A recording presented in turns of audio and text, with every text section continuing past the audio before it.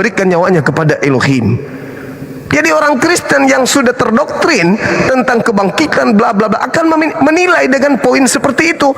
Tetapi orang yang tidak menginginkan kematian terhadap Yesus, ketika Yesus mengatakan seperti anak manusia yang sudah tertulis tentang dia, bahwasanya dia datang bukan untuk dilayani tetapi untuk melayani dan untuk memberikan nyawanya demi menjadi tebusan orang yang banyak. Dia rela terangkat ke langit meskipun misinya belum selesai.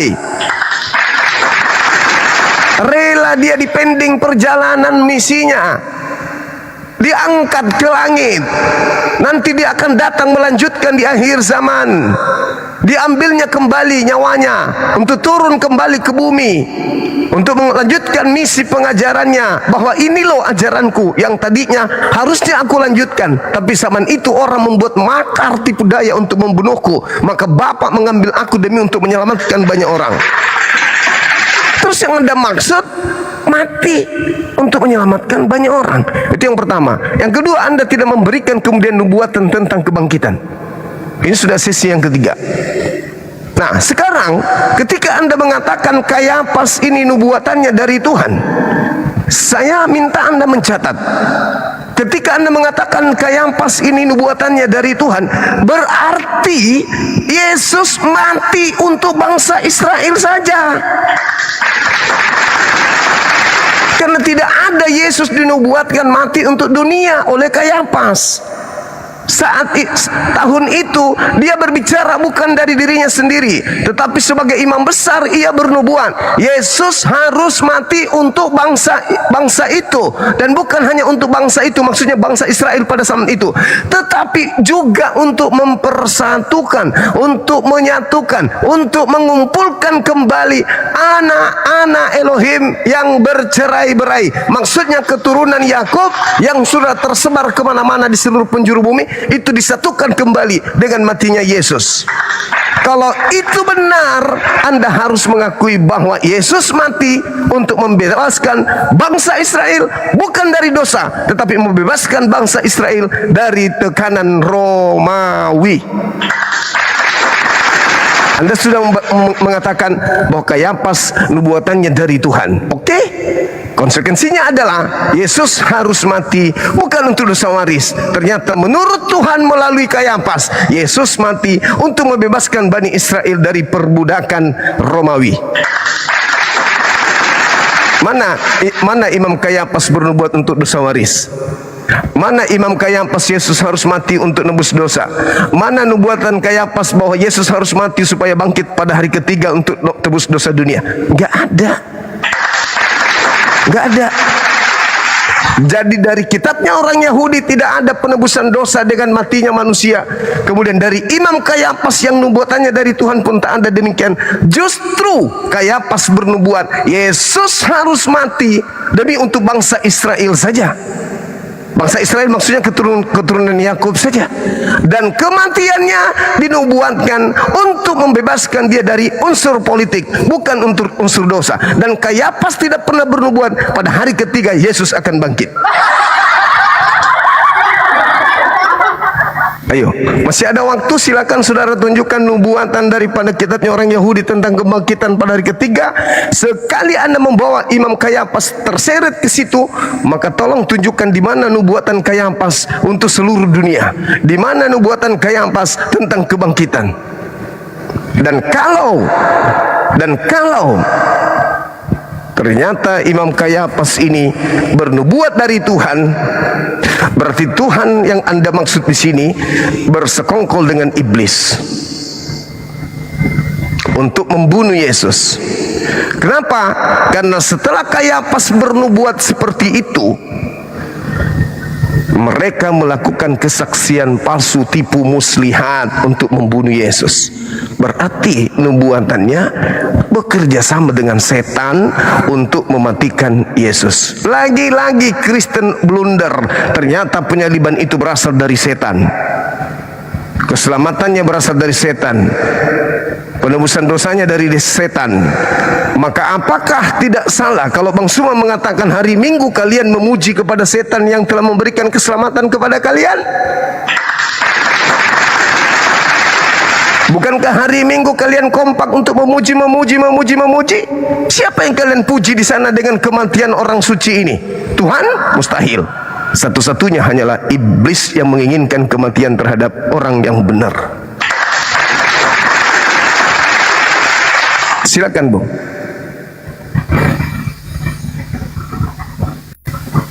Ya, Bang Zuma ya. Saya bacakan ke dalam Ulangan 18 ayat 22, Bang. Apabila seorang nabi berkata demi nama Tuhan dan perkataannya itu tidak terjadi dan tidak sampai, maka itulah perkataan yang tidak difirmankan Tuhan. Dan dengan terlalu berani nabi itu telah mengatakannya, maka janganlah gentar kepadanya. Artinya apa, Bang? Kalau seorang nabi atau seorang imam berkata lalu perkataannya terjadi, itu berasal dari Tuhan. Yesus kita kenal dia sebagai seorang nabi dari Nazaret. Dia mengatakan bahwa pada hari ketiga dia anak manusia akan dibangkitkan. Itulah perkataan dari Yesus sendiri sebagai seorang nabi, menubuatkan bahwa dirinya akan bangkit pada hari ketiga. Dan ayat Ulangan 18 ayat 22 ini juga menentukan kepada si Imam Kayafas tadi, Bang. Dia sebagai seorang imam mengatakan bahwa Yesus harus mati. Tetapi keinginan dari Imam Kayafas hanya untuk kepentingan politik dirinya, karena dia mau berkuasa dan mempunyai pengikutnya. Karena sebelumnya mereka mengetahui bahwa Yesus telah melakukan suatu mujizat sehingga banyak orang berbondong-bondong mengikutinya. Takut kehilangan pengikutnya atau umatnya, maka satu-satunya jalan untuk membendung kepopulerannya sehingga Yesus menjadi raja, dia harus halau, Bang. Itu dijelaskan di dalam suatu perumpamaan oleh Yesus di dalam Matius 21, Bang. Ayat 37. Di sana ayat judulnya dimulai dari 33, bicara tentang perumpamaan tentang pohon penggarap-penggarap kebun anggur. Dijelaskan di dalam ayat 45 bahwa penggarap-penggarap itu adalah imam-imam kepala dan orang Farisi. Nah, ayat 37, sebelum Tuan tanah atau Bapa di sorga itu mengutus anaknya, dia utus telah hamba-hambanya dan telah dimusnahkan oleh mereka. Dan ayat 37 penentunya, akhirnya Tuan tanah itu menyuruhnya kepada mereka, katanya, anakku akan mereka segani. Tetapi ketika penggarap-penggarap atau imam-imam itu melihat anaknya itu, mereka berkata seorang kepada yang lain, ia adalah ahli waris. Mari kita bunuh dia supaya warisannya menjadi milik kita. Yesus lebih jujur mengatakan ini berita dari sorga, karena apa yang dikatakan Yesus itu berasal dari Bapa. Dan Bapa menerangkan kepada kita melalui perumpamaan ini bahwa niat daripada Imam Kayafas dan sekutunya adalah tidak menginginkan umatnya, dombanya itu diserahkan kepada Yesus untuk digembalakan. Karena di sana mereka bisa merasakan suatu kehormatan, bisa mengambil suatu keuntungan dari umat yang dipimpinnya. Nah, mereka tidak mau, tetapi dengan alasan lebih baik satu orang mati. Tetapi nubuatan yang dinyatakan itu adalah tujuan Tuhan mengutus anaknya, Bang, digenapi melalui mulut Imam Kayafas, di mana di dalam jiwanya, dirinya adalah mereka-mereka yang telah melanggar hukum Taurat. Bagaimana saya bisa mempercayai imam kepala ahli Taurat dan orang Farisi yang dikatakan Yahudi diberikan hukum tapi mereka tidak melakukannya, sehingga dalam pikirannya semuanya adalah kedustaan atau pelencengan daripada kebenaran yang sesungguhnya. Nah, sehingga saya dapat melihat bahwa apa yang dilakukan Imam Kayafas itu adalah nubuatan yang Tuhan berikan melalui mulutnya. Karena dengan jalan Tuhan mengutus anaknya ke dalam dunia, pasti tidak diterimanya. Dijelaskan di dalam Yesaya 53 ayat 5-nya. 53 ayat 5. Tetapi dia tertikam oleh karena pemberontakan kita. Dia diremukkan oleh karena kejahatan kita. Dan mereka itu memberontak, menjahat kepada Tuhan. Sudah diberikan jalan supaya memperoleh hidup yang benar, supaya Tuhan itu menjadi Tuhannya, Elohimnya, mereka menjadi umatnya, bahkan mau dijadikan sebagai kerajaan imam untuk melayani Tuhan yang pencipta langit dan bumi. Mereka tidak mau. Itu faktanya di dalam Kejadian 3 ayat 15, Pak. Aku akan membuat permusuhan antara keturunan ular dan keturunan perempuan ini. Dan keturunan ular itu adalah mereka-mereka itu yang menolak kedatangan daripada Mesias ini yang akan menyelamatkan. Nah, saya boleh lanjut sini Bang Zuma di dalam Habakuk ya. Di dalam Habakuk 1 ya. Nah, ini Habakuk. Oh ya, saya akan bacakan di dalam Habakuk 1 ayat 2 dan 4. 2 sampai 4. Berapa lama lagi Tuhan aku berteriak, ini Nabi Habakuk, tetapi tidak kau dengar. Aku berseru kepadamu penindasan, tetapi tidak kau tolong. Mengapa engkau memperlihatkan kepadaku kejahatan, sehingga aku memandang kelaliman? Ya, aniaya dan kekerasan ada di depan mataku. Perbantahan dan pertikaian terjadi. Itulah sebabnya hukum kehilangan kekuatannya dan tidak pernah muncul keadilan. Sebab orang fasik mengepung orang benar. Itulah sebabnya keadilan muncul terbalik. Karena pemberontakan dan kejahatan manusia yang telah jatuh dalam dosa, di mana penguasanya ada iblis, keadilan tidak pernah muncul. Itu yang dialami oleh Yesus. Itulah kesempatan Bapa mengutus anaknya, menunjukkan bahwa manusia itu memang manusia berdosa. Nah, oleh kasih Bapa itu dia utus anaknya untuk menggantikan Barabas. Yesus Barabas, ayo turun, kamu telah berbuat jahat, dibebaskan dari hukuman, dari kutukan salib, turun, digantikan oleh Yesus. Yesus Barabas itulah simbol daripada manusia berdosa. Oke. Begitu Bang. Ya. Oke, siap. Lagi-lagi saya tidak menemukan arah dialog kita ini sesuai dengan tema dan berlandaskan kepada dalil, kecuali hanya asumsi dan sambung menyambung dalil satu dengan dalil yang satunya lagi, meskipun itu tidak bisa menolong sedikit pun. Saudara mencoba untuk mengambil opsi lain dengan mengambil data berapa tadi, Ulangan 18 nomor 22. Seorang nabi bernubuat harus terjadi, kalau tidak maka dia harus mati. Kayapas bernubuat dan Anda mengatakan nubuatannya benar. Anda menguatkan argumentasi saya berarti. Kalau nubuatannya benar, berarti Yesus mati murni hanya untuk bangsa Israel, agar bangsa Israel tidak dirampas oleh penjajah Romawi. Titik.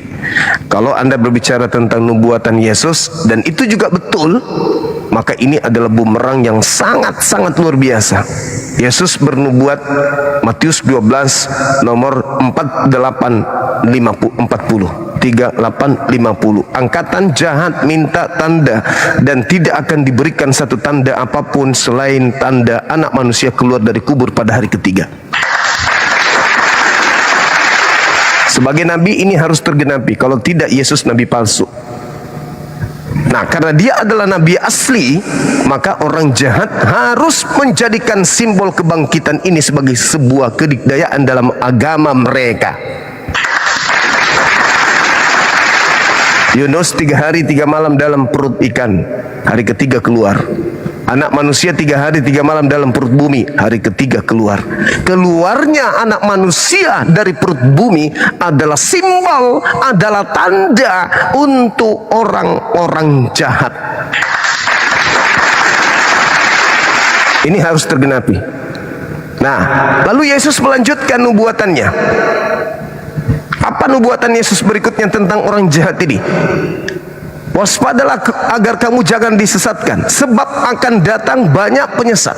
Nubuatan. Dan datang kepada kalian, nubuatan, memakai namaku penyesat ini. Penyesat ini memakai namaku dan berkata, akulah Kristus. Mereka akan menyesatkan orang banyak.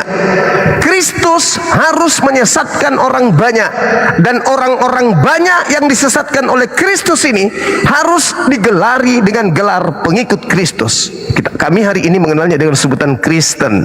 Maaf, itu fakta, itu real. Anda membawa Ulangan 18 nomor 22. Kalau sampai nubuatan Yesus ternyata tidak ada pengikut Kristus yang jahat, pengikut Kristus yang palsu, pengikut Kristus yang menyesatkan banyak orang, maka Yesus akan jatuh kepada keadaan dia adalah nabi palsu. Karena itu harus digenapi, karena dia adalah nabi yang benar. Harus banyak orang menjadi pengikut Kristus palsu. Siapakah hari ini yang bergelar pengikut Kristus? Palsunya belakangan. Yang jelas hari ini kita tahu siapa pengikut Kristus hari ini? Kristen. Bagaimana dengan palsunya? Kita tengok kehidupan mereka. Menyembah Yesus, ibadah minggu, makan babi, tidak bersunat. Apakah itu ajaran Kristus asli? Nehi merica ketum berjahe. Apa yang diperhatikan orang Kristen hari ini? Menyembah anak orang, menyembah makhluk kuburan. Itu semua adalah tanda buah dari pengajaran Kristus palsu. Dari buahnya kau bisa mengenal mereka. Yang mereka lakukan apa? Memanggil aku Tuhan, tetapi hidup mereka tidak melakukan kehendak Elohim. Kehendak Elohim ibadah Sabat. Mereka menggantikannya dengan ibadah minggu, penyembahan kepada dewa. Hari Kiriaki, hari penyembahan dewa. Sandai, dewa matahari. Kemudian mereka makan babi. Hal yang aku berulang ucapkan, jangan kau makan babi. Mereka akan makan babi. Bersunat adalah perjanjian kekal. Mereka akan mencela sunat. Jangan kau mengotori kekudusan bait suciku, Baitullah. Mereka akan merusak kesucian rumah Tuhan dengan masuk tanpa bersunat. Dengan kulub mereka akan masuk. Semua akan dilakukan oleh pengikut Kristus palsu. Jadi pengikut Kristus adalah Kristen. Kepalsuan Kristus adalah ketika pengikutnya melakukan apa yang tidak dikehendaki oleh Tuhannya Yahudi. Itu fakta, itu real. Maka saudara keteteran mencari mana datanya nubuatan tentang kebangkitan hari ketiga dari kitab orang Yahudi. Tidak ada.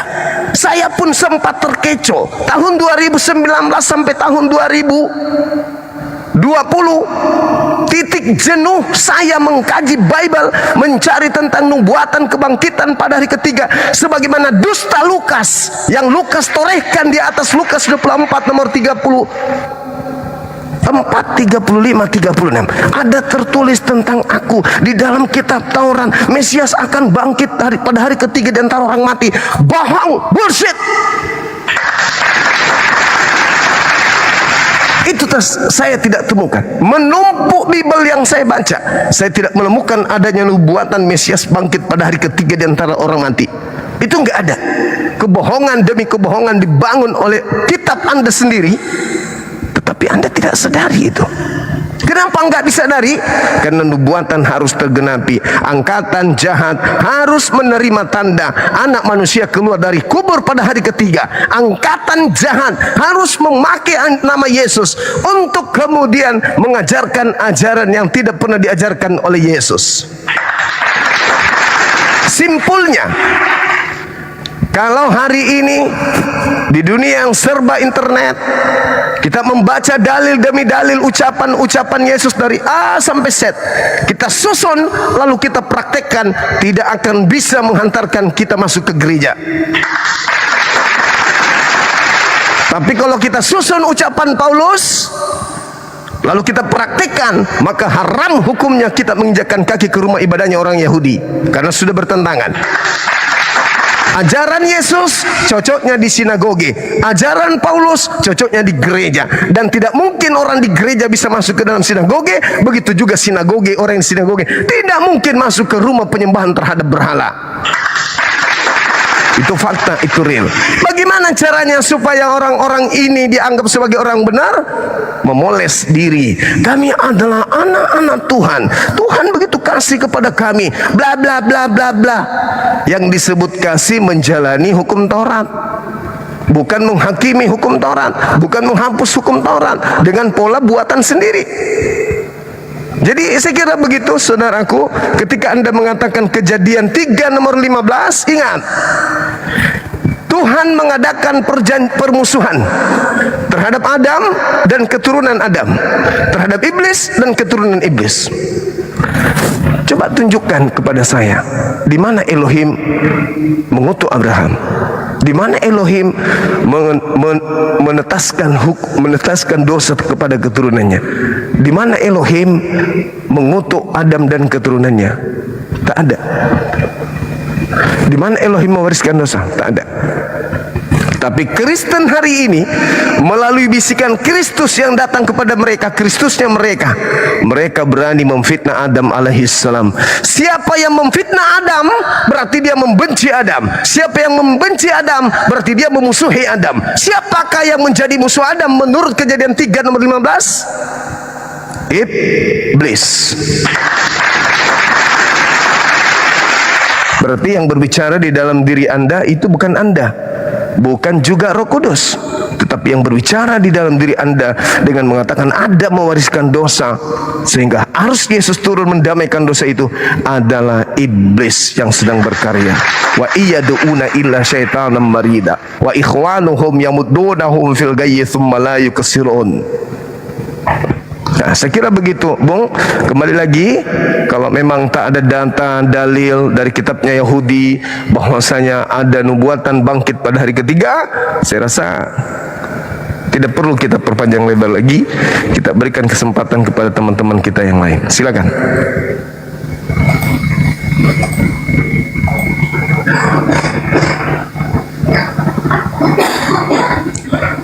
Termute Bang Zuki, belum terbuka. Ulangan 18 ayat 22 begini, apabila seorang nabi berkata demi nama Tuhan, ya, jika perkataan itu tidak terjadi, maka jangan dengarkan. Tetapi kalau terjadi itu benar, berarti dari Tuhan. Itu maksudnya, Bang. Jadi ini pakai bahasa negatifnya ya. Jadi Yesus itu nabi dari Nazaret, benar. Nah, waktu dia mengatakan bahwa 3 hari kemudian anak manusia akan dibangkitkan, itu artinya dialah nabi, dialah imam itu yang menyatakan nubuatan dari Tuhan. Nah, terjadi di sana, Bang. Nah, lalu apalagi bisa panjang juga nih. Sekarang saya baca ini, Bang, ya.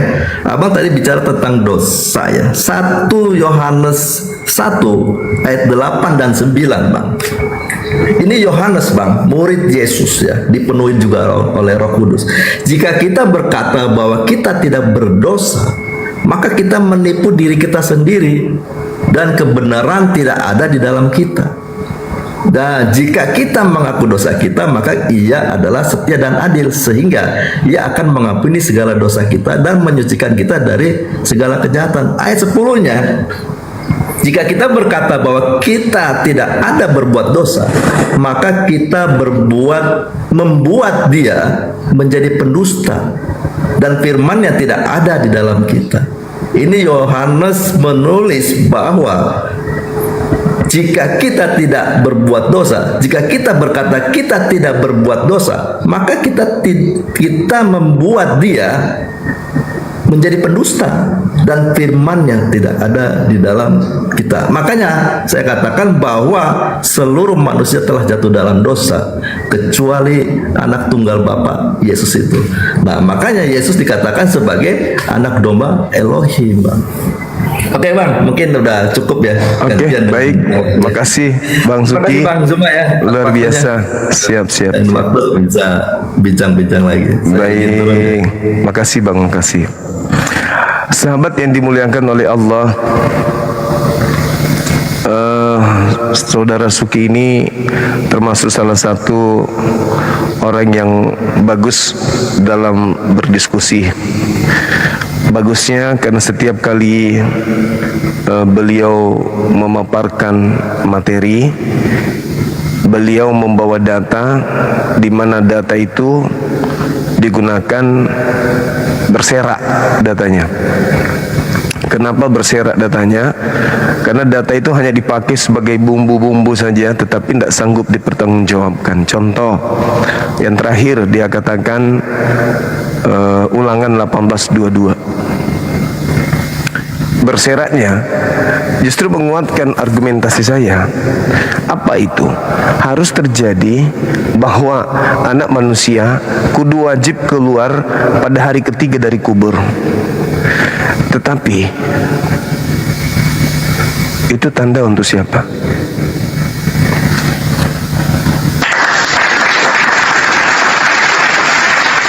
Harus terjadi, dan itu tanda untuk orang jahat. Siapa sekarang yang percaya tentang kebangkitan pada hari ketiga? Jelas bukan? Jelas. Menguatkan, berserak. Maka mending saya katakan lebih baik Anda turun. Karena memang Yesus bangkit untuk tanda kepada orang jahat, dan itu digenapi oleh oleh khotbah Petrus di Kisah Para Pewarta 2 nomor 36. Jadi seluruh orang Israel harus tahu dengan pasti bahwa Tuhan Elohim telah membuat Yesus yang kau salibkan itu menjadi Tuhan. Untuk siapa? Untuk siapa? Orang sudah punya Tuhan namanya Hashem. Untuk siapa Yesus yang dibuat menjadi Tuhan ini? Untuk siapa? Untuk mereka yang dinyatakan di dalam Matius 24 nomor 4, nomor 5, nomor 24, dan untuk Matius 12 nomor 38 sampai nomor 40. Untuk mereka orang-orang yang jihad.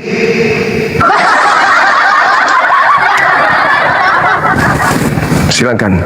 Inilah yang dikatakan oleh Al-Quranul Karim. Wa ikhwanuhum yamuddunahum fil ghayyi thumma la yukfirun. Ujung-ujungnya wa iyaduna illa syaitanan marida. Makanya kita datang diutus oleh baginda Rasulullah Muhammad sallallahu alaihi wasallam untuk menjelaskan banyak dari isi kitab mereka yang menjadi perselisihan hampir kurang lebih 2000 tahun. Inna hadzal Qur'an yaqussu ala bani Israil aktsara alladhi hum fihi yakhtalifun.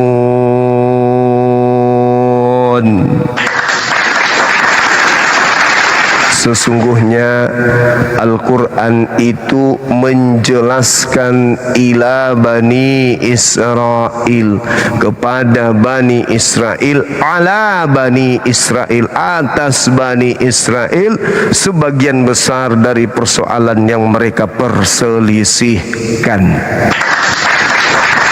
Jadi saudara jangan marah kalau umat Islam membahas tentang kekristenan, jangan marah. Legalitasnya ada di dalam Al-Quran. Inna hazal Quran, sesungguhnya Al-Quran ini. Jadi Al-Quran datang untuk membahas tentang Bani Israel dan orang-orang zalim di antara mereka. Silakan lembutkan hati saudara-saudara. Sekali lagi kepada saudara non-muslim, mari diskusi menggunakan ilmu, jangan menggunakan kebencian, tapi benar-benar murni karena ingin mendalami Bible atau kekristenan itu sendiri. Oke semua, semangat malam. Indonesia tidak mampu debat dengan saya.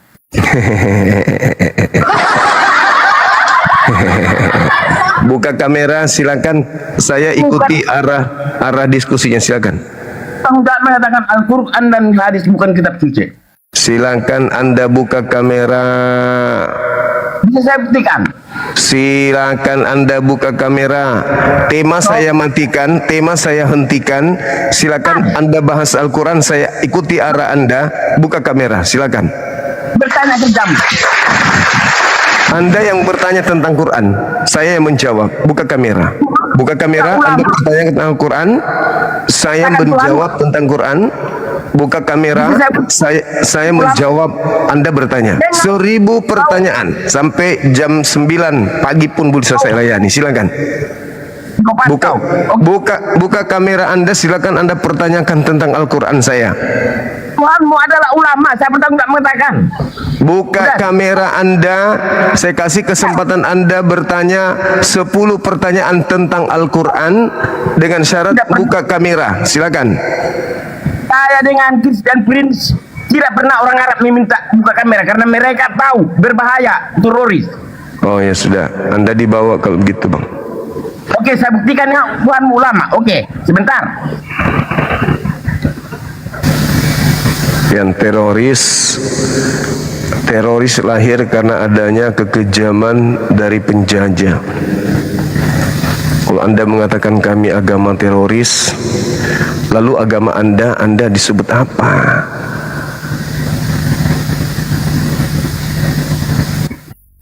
Kalau agama yang begitu damai, begitu sejuk, Anda katakan teroris, lalu kami harus mengatakan agama Anda ini yang menyebar ke seluruh penjuru bumi dengan cara kami harus menyebutnya dengan sebutan apa? Halo, Saudara Andreas, silakan dibuka kameranya.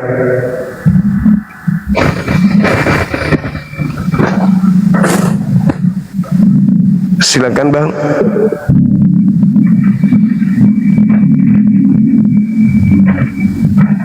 Halo, Saudara Andreas, bisa monitor Abang?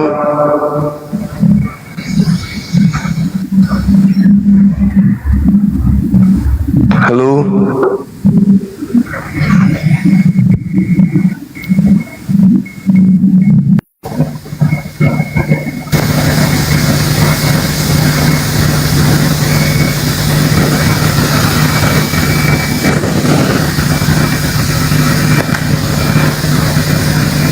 Jangan emosi, tahan emosi. Kita diskusi tentang keyakinan. Ini hal yang menyelamatkan. Jangan emosi, jangan menghujat, jangan menista. Jabarkan kebenaran itu. Silakan, semangat tahajud Abang. Silakan. Oke, selamat malam Bang Juma. Malam juga Abangku. Kristen? Yes, betul. Bang Juma Kristen ya. Buka kameranya, kita diskusi dengan baik tapi ya Bang ya. Silakan. Oke, siap. Oke ya. Salam kenal. Gimana? Abangku kelihatan ya? Iya, mantap. Oke. Salam kenal ya. Siap. Oke, makasih dulu untuk Bang Juma yang sudah ini ya naikkan ya. Sama-sama. Saya pun terima kasih yang sudah mau naik ke sini. Oke, terkait dengan saya hanya ingin konfirmasi saja sih Bang, terkait dengan Abang tadi Yesus bangkit buat apa? Nah, jadi bagi iman kekristenan kita, kebangkitan Yesus itu menggenapi apa yang telah disampaikannya sebelumnya, dimana ketika Yesus bersama dengan murid-muridnya, dia menyampaikan, kalau kita lihat di dalam Injil Lukas itu pada pasal 24 ayat yang ke-46, di mana dia mengatakan ada tertulis Mesias harus menderita dan bangkit dari antara orang mati pada hari yang ketiga. Nah begitu Abangku. Jadi kalau bagi kita mempercayai bahwa Yesus bangkit adalah untuk menggenapi apa yang telah dia sampaikan sebelumnya. Nah begitu. Bisa saya tanggapi? Oke, bisa. Baik. Jadi kalau kita melihat nih ya, Lukas 24 nomor 36 ada tertulis Kalau Yesus mengatakan ada tertulis, berarti itu sudah tertulis atau belum tertulis, Bang? Dipastikan sudah tertulis begitu. Alhamdulillahirabbil alamin. Pada saat Yesus berbicara seperti itu, apakah kitab kanonik sudah tertulis? Apakah surat Paulus sudah tertulis? Oke, siap. Kalau itu belum, kalau kita lihat kanonik itu belum zamannya. Tertulis. Baik. Berarti tertulisnya yang dimaksud di sini adalah di kitabnya orang Yahudi, betul? Ya. Mohon tunjukkan di mana tertulis di kitabnya Yahudi Mesias mati dan bangkit pada hari ketiga di antara orang mati. Silakan. Kalau kita lihat di dalam kalau kita lihat di dalam Matius pasal yang ke-12 ayat yang ke-39 di sana, di mana Yesus mengatakan ketika ahli Taurat pada saat itu atau orang-orang Farisi meminta tanda kepadanya, gitu ya. Lalu Yesus menjawab, angkatan yang jahat ini, yang tidak setia ini, ya meminta suatu tanda, tetapi kepada mereka tidak akan diberikan tanda selain tanda Nabi Yunus. Sebab seperti Yunus tinggal di dalam perut ikan 3 hari dan 3 malam, demikian juga anak manusia akan tinggal di dalam rahim bumi 3 hari 3 malam. Begitu. Oke, baik. Yang pertama, tadi yang tertulis bukan di Matius. Ada tertulisnya bukan di Matius. Anak adik ini sendiri yang mengatakan belum ada tertulis. Berarti kalau sudah ada tertulis, harusnya tertulisnya di Perjanjian Lama, bukan di Perjanjian Baru. Matius ditulis tahun 60-an, 62. Yesus mengucapkan kata itu tahun 30. Ada tertulis, berarti sudah tertulis, bukan nanti tertulis di tahun 60-an. Anda menabrak argumentasi Anda yang pertama. Yang kedua, adik yang ganteng, ketika Anda mencoba mengambil Matius daripada Matius 12 ini, harusnya Anda malu.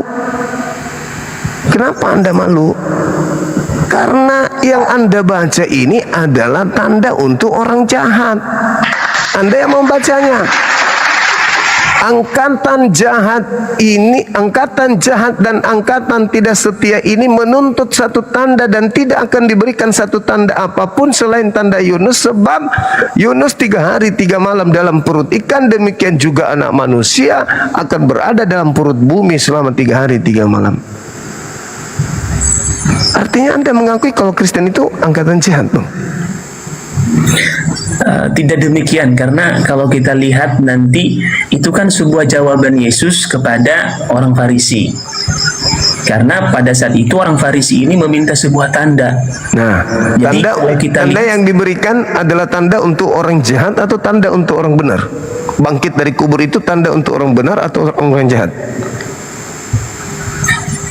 Sebenarnya kalau dikatakan tanda untuk orang jahat atau orang benar itu, Bang Juma, jadi kembali lagi kepada tujuan kenapa Yesus bangkit, gitu ya.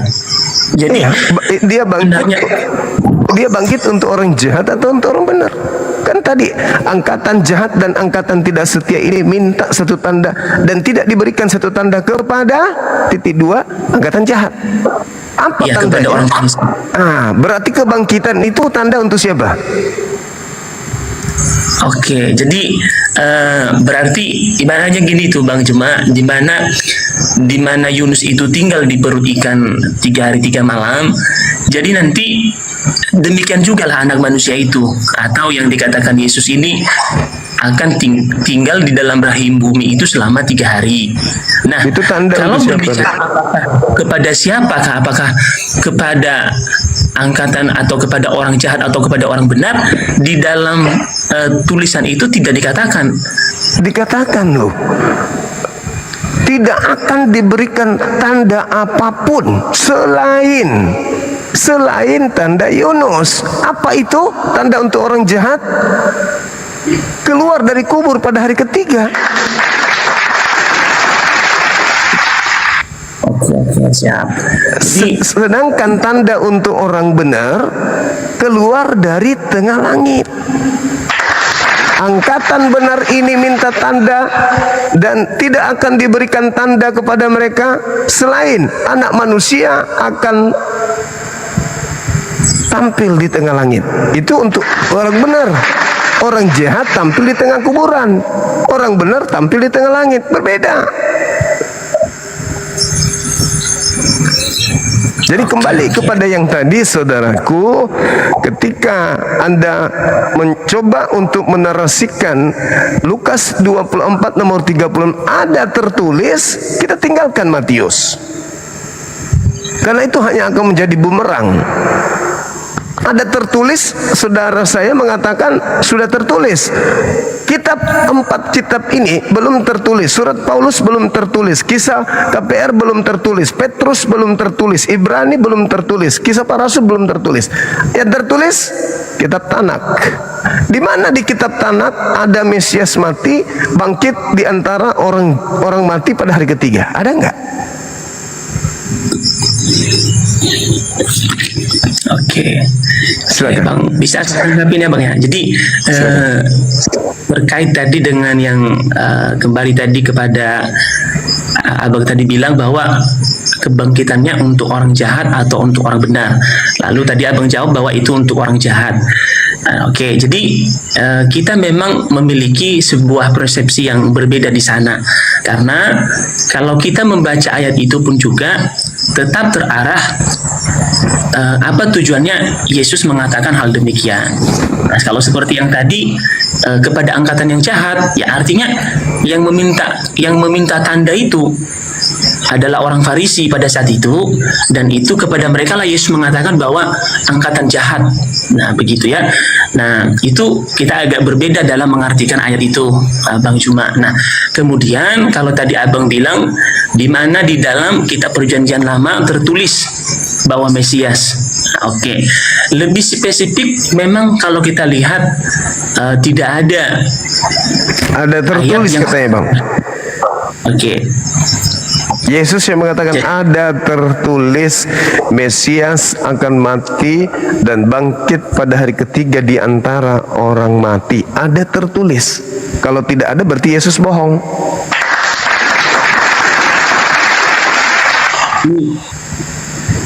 Kalau kita ini juga Bang Juma, mungkin kalau kita lihat dalam sebuah dalam mengertikan rencana Allah di dalam kehidupan umat manusia ini, ya kita melihatnya dalam sebuah di mana rencana Allah itu pasti akan tergenapi. Nah, begitu. Iya, ada tertulis di mana, Bang? Kan Ya, sudah dikatakan kalau ada tertulis. Oke, kalau kita tadi kembali ke dalam yang saya tadi kutip dengan Abang tadi, itu kan sebuah yang dikonfirmasi oleh Yesus, dan memang bukan berarti ketika Yesus mengatakan itu lantas seperti Abang tadi bilang lalu berbohong. Kenapa kita mengatakan bahwa tidak mungkin Yesus berbohong? Karena memang hal itu benar-benar tergenapi sesuai dengan apa yang dikatakan oleh Yesus pada saat itu. Lalu tertulis di mana, Adek? Kalau dia tidak berbohong, berarti Lukas, pengarang Lukas ini bohong, ngarang cerita. Karena harus ada tertulis. Ketika kita ada tertulis, ya tertulis di mana? Coba baca nomor 34. Aku memang harus pergi seperti apa yang telah diceritakan tentang aku di dalam Taurat, di dalam kitab Nabi-Nabi dan kitab Mazmur. Bahwa Mesias akan bangkit pada hari ketiga di antara orang mati. Mana tertulis di Taurat aja dulu. Di mana di Taurat ada Mesias mati bangkit hari ketiga? Kalau tidak ada, bukan Yesusnya yang berbohong, tapi pengarang kitab Anda yang asal ngomong. Sekarang gini, Bung, ketika Anda disuguhkan sebuah pemberitaan, ada tertulis di dalam Taurat, tetapi ternyata nggak ada tertulis, bohong nggak pengarangnya ini, penulisnya? Menurut Anda, jujur.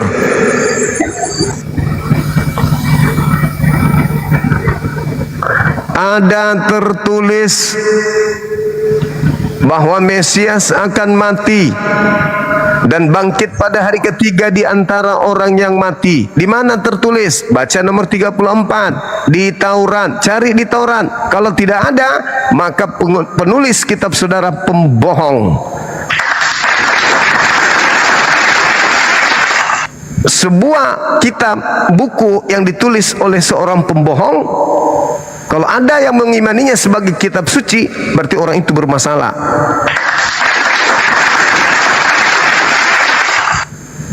Silakan. Oke, jadi tadi kan Bang Juma tadi sudah bilang bahwa kitab, contoh misalnya seperti Lukas itu ditulis kayak Matius tadi di sekitar tahun 60-an, ya. Jadi mereka ini kan menuliskan sebuah sejarah di mana mereka itu menulis apa yang mereka lihat, apa yang mereka dengar, apa yang mereka saksikan. Nah, begitu. Nah, jadi ketika mereka mengatakan bahwa ada tertulis, ya, karena memang bagi penulis Injil mereka sudah mendengarkan itu terlebih dahulu kepada Yesus ketika Yesus menyampaikan kepada mereka. Nah, begitu.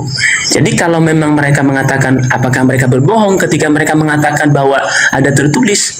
Ya, sebenarnya bukan berbohong, karena memang mereka menulis setelah mereka mendengarkan semua apa yang disampaikan oleh Yesus kepada mereka, begitu.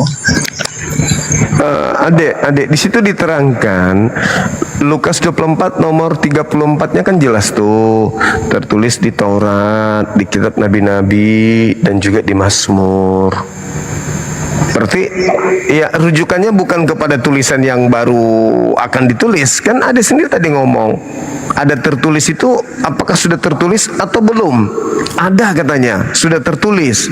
Ya berarti rujukan kita bukan ke tulisan-tulisan orang ini, tetapi kepada kitab-kitab sebelumnya, di mana Yesus konon mengutip kitab tersebut, Taurat, kitab nabi-nabi, kemudian apa lagi? Di kitab Mazmur. Mana tertulis Mesias akan mati dan bangkit pada hari ketiga dan orang mati? Kalau nggak ada, ya Yesus harus kita bersihkan dong.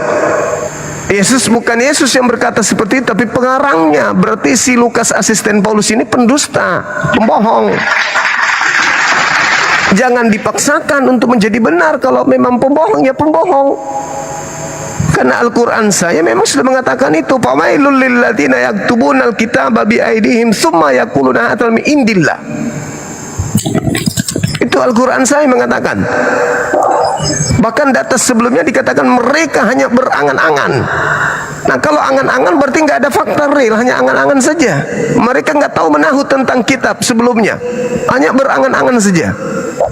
Nah, sekarang kalau Al-Quran keliru, berarti pengarang Lukas bisa membuktikan bahwa memang ada tertulis di dalam Torah.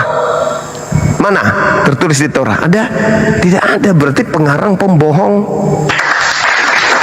Ada tertulis di Taurat, dibuka Taurat ternyata nggak ada, ya pembohong. Orang yang masih mengimani buku yang seperti ini, orang itu bermasalah dengan dirinya sendiri. Bermasalah dengan dirinya. Dikatakan ada dalam Taurat tertulis Mesias mati dan bangkit pada hari ketiga. Cek nggak ada tertulis, ya pembohong. Orang waras mah tinggalkan buku itu. Ini mah bukan kitab suci. Yang penulisnya ini bukan tuntunan Roh Kudus, tapi roh halus. Sederhana kan? Sebuah buku menginformasikan ada tertulis di Taurat Mesias mati bangkit pada hari ketiga di antara orang mati. Ayo berlomba-lombalah kita kemudian untuk mencari. Nggak ada ternyata, berarti pembohong. Beda dengan iblis. Di dalam Bible iblis lebih benar daripada Lukas. Di dalam cerita Lukas dikatakan iblis berbicara kepada Yesus, ada tertulis tentang engkau bahwa malaikat akan diutusnya untuk menatang engkau di tangannya agar kakimu tidak terantuk kepada batu. Ada tertulis tentang engkau, kata iblis. Begitu kita cari, betul tertulis, benar-benar ada tertulis di Mazmur 91 nomor 11-12 bahwa malaikat akan datang menatang Yesus di tangannya agar kaki Yesus tidak terantuk kepada batu. Betul, ternyata iblis ini lebih benar, iblis ini daripada pengakuan Yesus atau pengakuan Paulus. Lukas. Yang mana yang sekarang Anda ingin salahkan di sini sebagai pembohong? Yesus atau pengarang Lukas? Kalau saya, mending saya tuduh Lukas daripada Yesus. Karena tidak ada tertulis. Pembohong berarti. Sekarang saya nulis sama Anda nih. Aku menulis surat samamu, Saudara Rus yang saya cintai, yang saya muliakan. Saya menulis kepadamu bahwa adalah sebuah kebenaran tentang saya, bahwa saya sudah tertulis di Undang-Undang 45 1945 bahwa Bang Suma bla bla bla bla bla bla bla bla.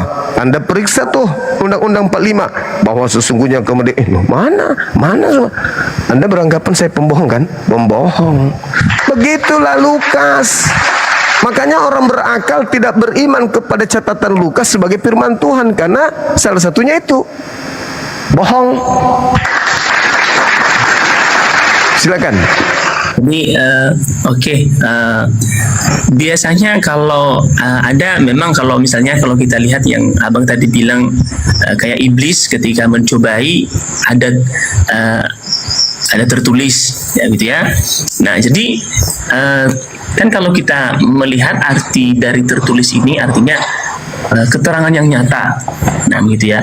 Jadi mereka menuliskan dalam hal ini Lukas ya, yang Lukas ini menuliskan artinya berdasarkan keterangan yang nyata yang mereka lihat ya gitu ya. Jadi bukan berarti mereka sedang menuliskan sesuatu yang belum terjadi. Jadi mereka ini menuliskan peristiwa yang terjadi. Makanya tadi kalau dikatakan tertulis artinya berdasarkan keterangan yang nyata. Mereka mengatakan hal itu, bahwa Mesias menderita. Ya, memang itu sudah tergenapi ya, karena memang Yesus pada saat itu telah menderita berdasarkan yang sudah mereka tulis sebelumnya, begitu. Kayak misalnya kalau kita lihat lagi pasal-pasal pertama begitu, Bang. Adik ini tadi mengakui ketika Yesus kan, jadi cerita gini, secara historikal Yesus dulu nih ngajar. Lukas belum, nggak ada Lukas di bumi, belum ada di peta. Jadi Yesus ngajar, belum ada Lukas, belum ada buku Lukas. Yesus ngajar, Yesus sudah mengatakan ada tertulis. Lukas belum cebok tuh, belum mandi dia, belum jadi penulis dia, belum jadi asisten Paulus tuh dia, belum dipanggil untuk menjadi asisten Paulus. Berarti bukan merujuk kepada buku Lukas atau buku-buku yang lain, dan Anda sudah mengiyakan itu tadi. Berarti tulisnya di kitab orang-orang Yahudi. Ternyata Yesus konon diceritakan memang mengatakan tertulis di Taurat, tapi tidak ada. Nah, sekarang setelah tidak ada, saya sudah sampaikan ke Suki tadi, Bang Suki, saya menelaah Lukas 24 ini dari tahun 19, konsentrasi saya itu setahun untuk menggali buku itu. Tak ada saya temukan nubuat tentang kebangkitan Yesus, itu nggak ada. Tidak ada. Nah, artinya bahwa Al-Quran datang menarasikan dengan sangat-sangat sederhana tentang hal tersebut, tentang Lukas. Apa yang diterangkan Al-Quran tentang penulis Lukas dan teman-temannya? Bismillahirrahmanirrahim. Wa minhum ummiyuna la ya'lamunal kitab illa amaniya wa inhum illa yazunnun. Itu kata Quran saya. Apa yang dikatakan di sana? Dan di antara mereka ada yang buta huruf, tidak memahami tentang kitab Taurat, kecuali hanya berangan-angan, dan mereka hanya menduga-duga. Di antara mereka, wa minhum ummiyuna, ada yang buta huruf, la ya'lamuna, mereka tidak mengetahui kitab tentang Taurat, illa, kecuali, amaniya wa inhum illa yazunnun, hanya berangan-angan dan hanya menduga-duga. Fakta real sekarang 1400 tahun kita buktikan kebenarannya. Lukas bercerita, wah, dengan euforia, ada tertulis tentang Mesias. Orang Kristen yang nggak ngerti apa-apa ini, wah, haleluya, haleluya. Ternyata kematian Yesus sudah dituliskan di Torah. Pret. Begitu dicari ternyata nggak ada. Sekarang adik ini kan masih muda, pintar lagi. Kalau sudah menemukan tak ada, jangan melakukan pembelaan sesuatu yang salah. Nggak boleh. Dusta tidak boleh dihembur-hemburkan, nggak boleh. Sekali mengatakan tidak ada, ya sudah nggak ada. Jangan mencari pembelaan untuk menegakkan benang basah. Kita semua ini belajar. Bedanya, saya tidak percaya buku yang tidak ada kebenaran di dalam terkait dengan informasinya itu sendiri. Anda percaya. Kalau Anda percaya kepada buku ini, lagi-lagi Al-Quran saya bercerita tentang Anda tuh. Al-Quran saya bercerita tentang kalian tuh. Kalau Anda percaya buku Lukas, Al-Quran saya lagi-lagi bercerita tentang orang-orang yang percaya kepada tahayul. Itu tahayul. Saya menyebutnya tuyul, tukang tahayul. Tak ada tertulis. Kalau ada tertulis, oke, kita kaji. Masalahnya ndek nara, tidak ada. Siapa yang bisa mempertanggungjawabkan itu? Nah, makanya pendeta pastor menghindar, karena mereka nggak akan pernah sanggup. Tapi kalau multi tafsir boleh. Oh, ada begini boleh. Tapi maaf, ini bukan di gereja, ini di depan ribuan umat Islam. Umat Islam itu harus tertulis. Kalau dikatakan kita harus wajib melaksanakan zakat, mana dalil? Umat Islam itu begitu.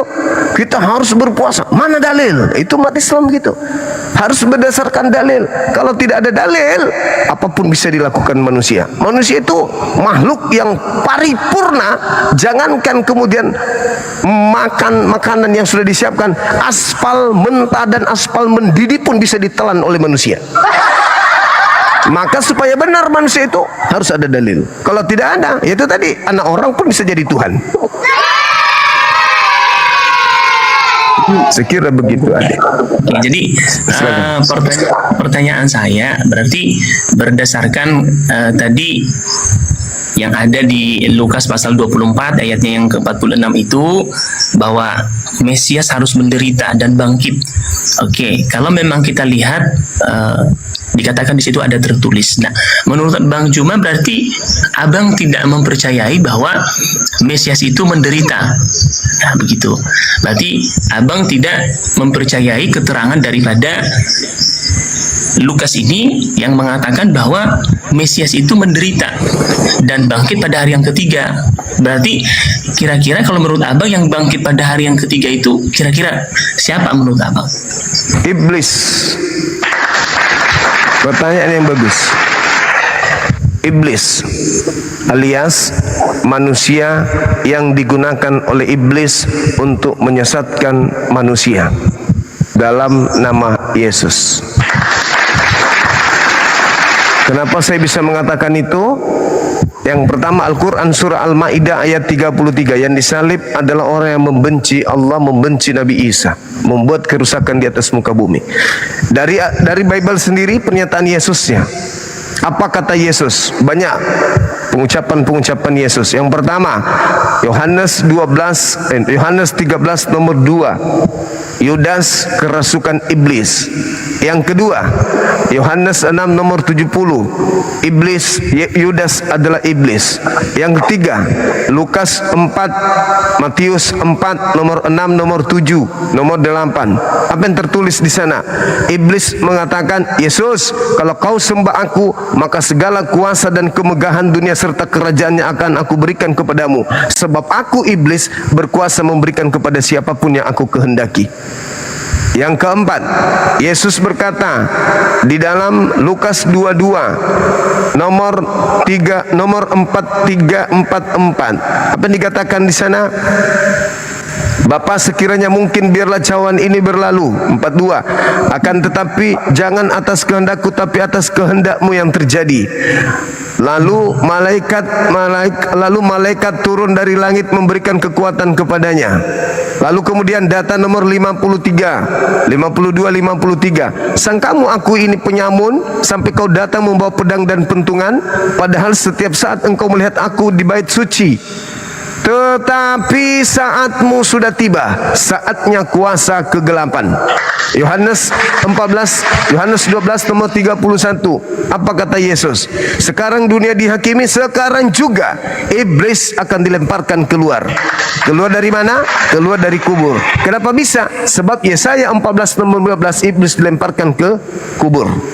Yang terakhir, Anda baca pengakuan orang yang disalib ini. Setelah dia disidang, dia mengatakan, walaupun aku katakan kepadamu, kalian tidak akan percaya. Sekarang juga Yesus sudah duduk di sebelah kanan Bapa Elohim. Berarti yang disidang, yang disalib ini siapa? Kalau dia sendiri mengatakan Yesus sudah duduk di sebelah kanan Elohim. Apakah engkau Yesus anak Mesias, anak Elohim? Apa engkau Mesias? Kau sendiri yang mengatakannya. Mulai sekarang Yesus sudah duduk di atas. Lah, berarti ini siapa? Ini siapa ini yang disalib? Apakah Yesus ada dua? Ya, ada dua. Kok bisa? Yesus yang asli sudah ada di atas, dan yang diserupakan oleh Yesus dengan Yesus yang disalib. Maka Yesus berpesan kepada muridnya, waspadalah kepada penyesat yang datang kepadamu memakai namaku dan berkata, akulah Kristus. Mereka akan menyesatkan banyak orang. Tanda-tandanya melakukan tanda-tanda yang dahsyat, nomor 24 dari Matius 24, melakukan mujizat-mujizat, melakukan kekuatan-kekuatan, sekiranya mungkin menyesatkan banyak orang. Keluar dari kubur, apakah itu tanda dahsyat? Tanda dahsyat, dan itu adalah tanda untuk orang jahat. Keluar dari kubur, tanda dahsyat. Apa buktinya bahwa dia bukan Yesus? Baca Matius 28 nomor 17, 18, 19, 20. Apa katanya? Kepada aku telah diberi kuasa, baik di surga, di langit maupun di bumi. Pergilah, jadikanlah seluruh bangsa menjadi muridku. Adakah Yesus pernah menerima segala kuasa? Tidak ada. Siapa tadi yang mengatakan, apabila engkau menyembahku, maka aku akan memberikan segala kuasa, sebab aku berkuasa memberikan kepada siapapun yang aku kehendaki. Iblis memberikan kuasa kepada bom akan berkuasa. Iblis memberikan kuasa kepada Yohanes akan berkuasa. Iblis memberikan kepada Yudas pun pasti akan berkuasa. Coba Anda lihat data 13-nya. Dan setelah iblis mencobai Yesus, maka mundurlah iblis dari mencobai Yesus. Di data Lukas 4, Matius 4 juga ada. Lalu iblis menunggu waktu yang tepat. Nah, iblis yang menunggu waktu yang tepat. Waktu kapan? Ketika Yesus sudah terangkat oleh Tuhan ke langit, maka yang lainnya dibuatnya menjadi Yesus oleh iblis. Makanya Anda baca khotbah Petrus KPR 2:36, apa kata Petrus? Orang Israel seluruhnya harus tahu dengan pasti bahwa Tuhan Elohim telah menjadikan Yesus yang kau salibkan itu menjadi Tuhan. Berarti Tuhannya Yahudi, Tuhan yang sesungguhnya, membuat yang disalib ini menjadi Tuhan bagi orang jahat. Jadi Yesus itu adalah Tuhan bagi orang jahat berdasarkan khotbah Petrus di KPR 2 nomor 36 sampai nomor 40. Silakan. Oke, baik Bang Juma. Jadi sebenarnya sedikit kalau saya tanggapi dari apa yang Abang sudah sampaikan tadi, di lain sisi Bang Juma mengaku ada yang benar di dalam Bible Kristen itu. Misalnya yang barusan tadi Bang Juma kutip bagaimana Petrus berkhotbah, ya. Bang Juma juga meyakini bahwa itu benar. Dan sebenarnya bagi kita, bagi iman kekristenan kita, para rasul itu, mereka itu adalah menyaksikan satu pribadi, yaitulah Mesias itu. Itulah firman Allah yang hidup di dalam pribadi Yesus. Nah, jadi kalau tadi di dalam yang ketika tadi saya bertanya dengan Abang, apakah Abang percaya dengan Mesias menderita? Abang nggak percaya. Jadi di lain sisi Abang percaya sebagian daripada laporan-laporan daripada kisah para rasul seperti tadi Petrus Abang mempercayai, tapi sebagian besar objek daripada apa yang mereka beritakan itu sendiri Abang tidak mempercayai itu. Nah, sementara kita yang kami sebagai Kristen ini, Bang Juma, jadi percaya sepenuhnya bahwa pada mulanya adalah firman, firman itu bersama-sama dengan Allah, dan firman itu telah menjadi manusia. Itulah pribadi Yesus yang kita percaya ini, dan yang disalibkan dan yang bangkit pada hari yang ketiga itu, bagi iman kekristenan kita itu bukan iblis, itu adalah Yesus yang telah mati dan bangkit pada hari yang ketiga.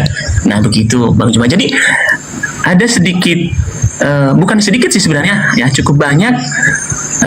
Ada sedikit yang saya lihat tadi dari penjelasan Abang, mempercayai sebagian, tetapi sebagian meragukan. Nah begitu sih Bang Juma saya lihatnya. Jadi tidak ketemu sebenarnya dalam keyakinan saya secara pribadi dengan keyakinan Bang Juma, ya memang udah cukup jauh berbeda, ya gitu kan. Nah jadi dengan apa yang Abang jelaskan, saya yakin sebagian benar, yang seperti yang Abang tadi bilang. Namun kalau saya lihat juga ada yang banyak, kalau saya katakan itu meleset gitu Bang. Kenapa? Ya contoh tadi seperti Mesias tadi yang sudah dijelaskan di dalam Injil Matius. Nah sementara Abang tidak mempercayai bahwa itu adalah Mesias itu, sementara kami percaya. Nah jadi mata kami memandang Mesias di dalam Injil itu berbeda dengan menurut Abang gitu Bah. Nah gitu Bang Juma, kira-kira sih begitu menurut pendapat saya. Oke, baik.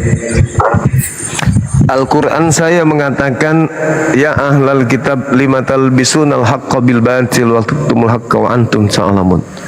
Mengapa engkau mencampur adukkan antara kebenaran dan kebatilan? Berarti ada kebenaran dan ada kebatilan. Itu. Jadi kalau Anda mengatakan kenapa Anda percaya, ya saya percaya. Terus kenapa Anda menolak? Ya saya tolak. Karena di dalamnya sudah bercampur aduk dengan kebatilan. Itu.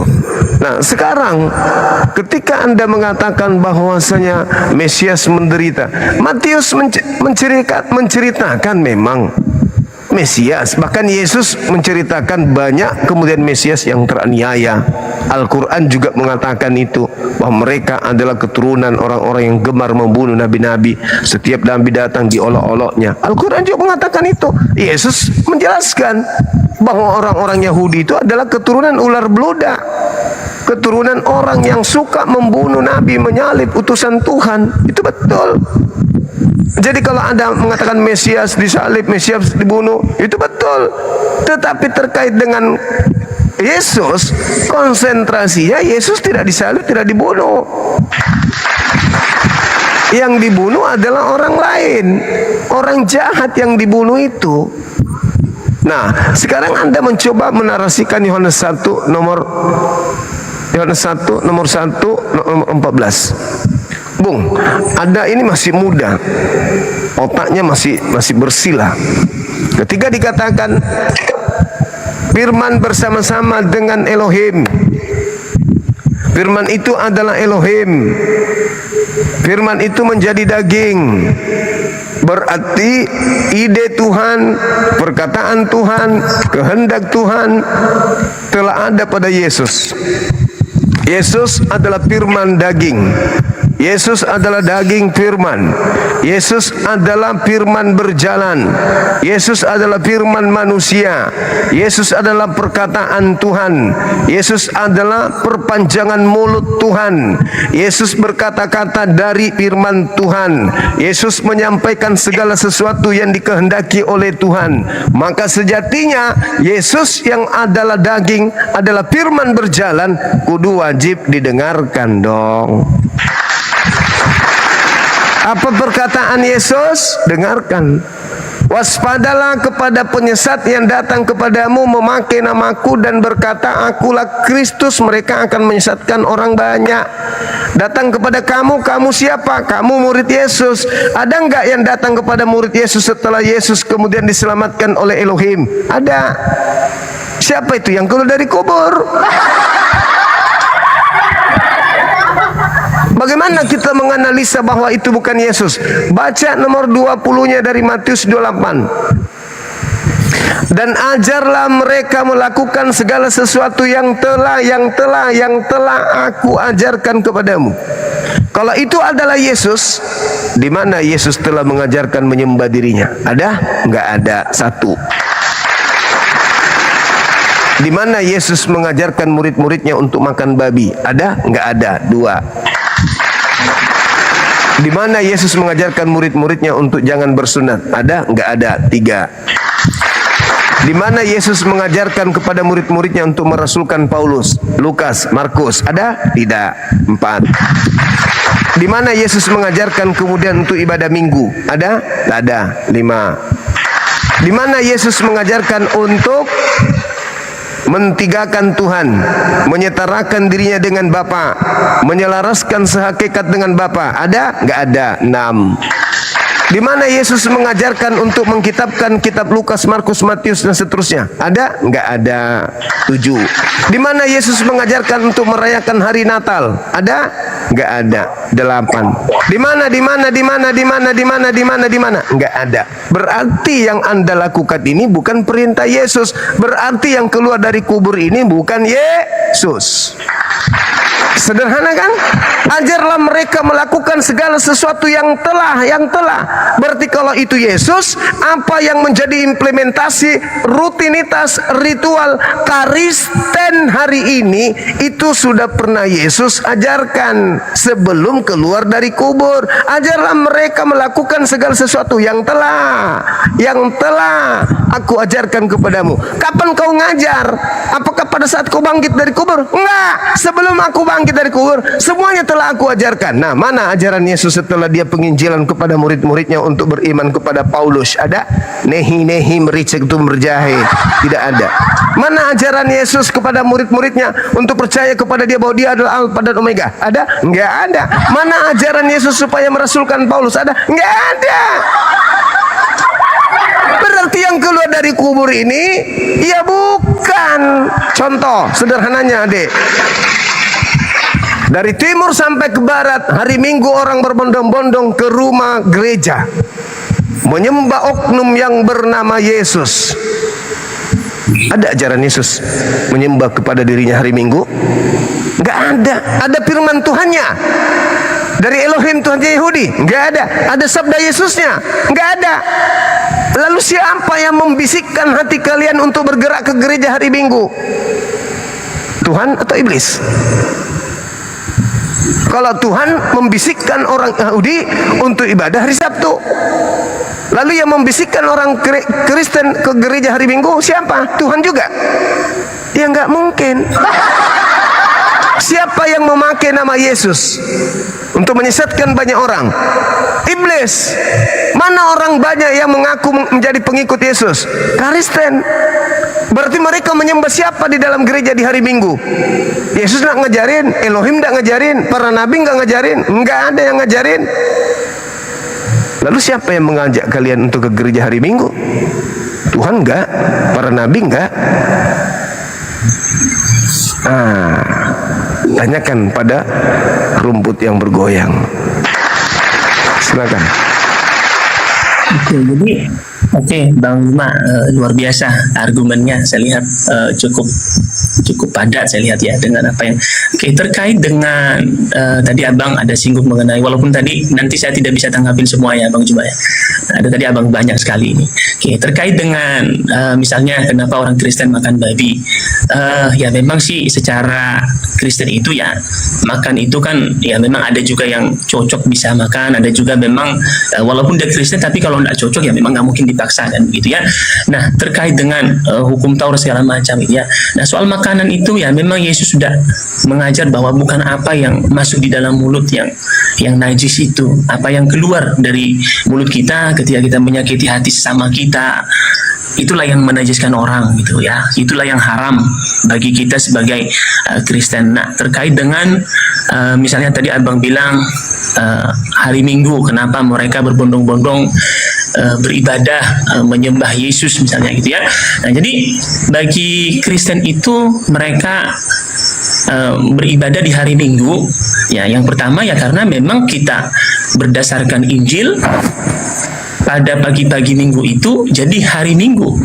Yesus itu bangkit dari kematian. Nah, itulah sebabnya mengapa sekarang ini Kristen beribadahnya hari Minggu. Tapi bukan berarti kita tidak bisa ibadah di hari-hari biasa. Artinya ibadah itu kan bakti kita kepada Tuhan. Kita berbakti kepada Tuhan sebenarnya tidak tergantung hanya pada hari-hari tertentu.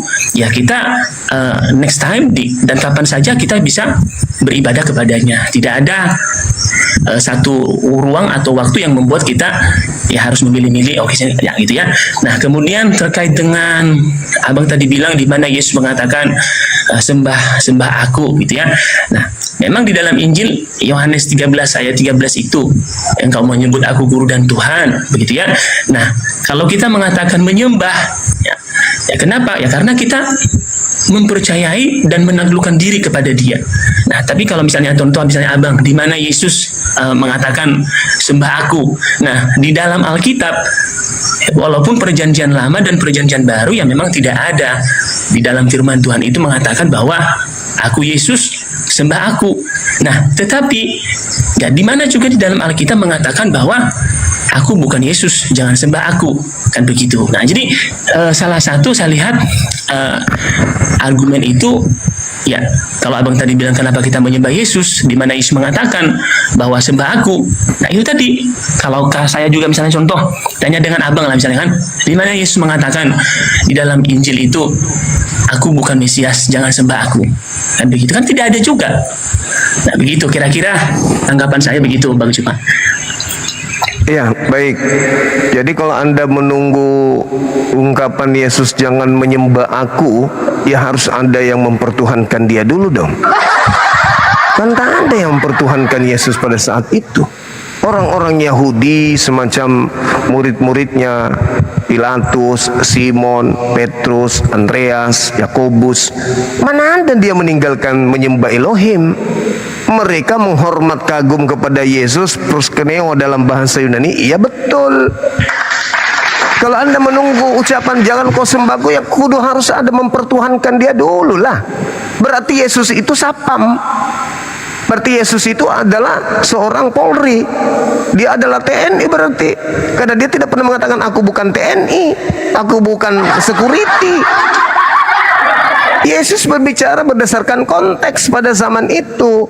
Coba Anda pada zaman hidupnya Yesus, lalu Anda bikin gereja, lalu Anda nyembah Yesus, kalau tidak datang Yesus melululantakkan gereja Anda itu. Coba aja. Andai saja Yesus hidup pada zaman itu, terus ada Kristen membuat patungnya, membuat tempat ibadah mengatasnamakan Yesus, oh Yesus Tuhan kami. Oh, Yesus datang meratakan tempat ibadah kalian itu. Yesus mana ada mau dituhankan. Hidup kekal itu adalah mereka mengenal Engkau satu-satunya, sici, bukan loro, bukan telu, bukan sici-sicinya, satu-satunya. Kalau satu-satunya itu enggak dua, enggak tiga. Itu. Dan mengenal Yesus yang kau utus. Boleh dong saya mengatakan, oh Yesus itu security loh, Dia adalah pilot. Mana buktinya? Tunjukkan kalau Yesus mengatakan aku bukan pilot. Mana buktinya kalau Yesus itu bukan algojo, Yesus itu tukang tinju. Mana judul, mana dia pengakuannya aku bukan guru tinjunya Mike Tyson. Nah, mana nggak ada kan? Nggak ada. Boleh dong saya mengklaim Yesus itu guru tinju? Nggak bisa begitu.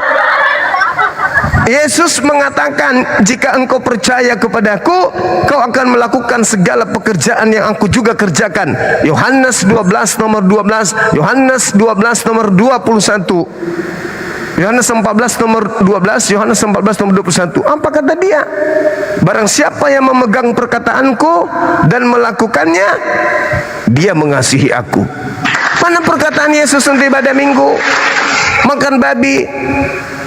Kalau Anda mengatakan yang masuk menajis, bukan yang menajiskan yang masuk ke dalam mulut, berarti narkoba bisa masuk, kencing onta bisa masuk, tai orang bisa masuk berarti. Anda harus memahami Matius 15, Matius 12 itu bukan berbicara mengenai babi, bukan. Itu berbicara mengenai cuci tangan atau tidak cuci tangan. Karena Kristen ini pemakan babi, maka dimaknainya, wah babi nih boleh masuk ke dalam mulut nih, sekalian aja masukkan kresek kaki. Gak ada menghalalkan babi situ, gak ada. Kenapa Tuhan mengharamkan babi? Karena makanan itu mempengaruhi karakter. Babi itu makan segala-galanya, apapun, bahkan nya sendiri dimakannya. Orang yang makan makanan yang seperti ini mempengaruhi karakternya sehingga anak orang pun dianggap Tuhan. Bahkan orang yang keluar dari kubur yang orang normal, termasuk murid Yesus menganggapnya hantu, orang yang makan ini dianggapnya Tuhan. Coba Anda baca dalam Lukas 24 nomor 37. Murid-muridnya kaget dan ketakutan sebab mengira melihat hantu. Anda orang Kristen begitu melihat ada orang keluar dari kubur, hore, Tuhan keluar dari kubur, hore. Kalau orang waras lari, wah ada hantu keluar dari kubur, hantu. Kenapa bisa demikian? Ya karena karakter. Coba lihat karakter, mohon maaf, orang-orang dilarang makan babi ini. Ada nggak mereka sembarangan menyembah yang bukan Tuhan? Enggak. Orang Yahudi ada nggak menyembah kepada orang yang keluar dari kubur? Nggak ada. Sebinatang-binatangnya seperti kucing, nggak ada kucing makan taiknya, nggak ada. Nggak ada. Semonyet-monyetnya monyet, sekera-keranya monyet, kerah, tidak ada kemudian kerah memakan kotorannya sendiri. Sebom-bom-bom-bomnya bom-bom. Tapi kalau babi, Bung, kalau dia lapar, dia ngeden supaya keluar nya, habis itu supaya dia makan, supaya dia kenyang. Itu babi. Nah, apa maksudnya ini? Babi itu apapun, yang penting mengenyangkan perutnya, itulah yang dia sembah. Makanya ketika ada orang yang lebih mengutamakan perut, dikasih pilih Islam Kristen. Wah, kalau di Islam tidak boleh makan ini, nggak boleh makan itu. Tapi kalau di Kristen, kita harus masuk Kristen deh. Di Kristen bebas makan apa saja. Itu karakter apa itu? Yang suka makan segalanya. Karakter apa itu, Bang? Pikirlah itu. Sehingga bukan hanya makanan, Tuhan pun tidak difilter. Pokoknya saya dosa diampuni, saya dosa ditebus, saya masuk surga, saya bukan lagi hamba Tuhan, saya anak-anak Tuhan. Masuk ke situ. Makanya apa?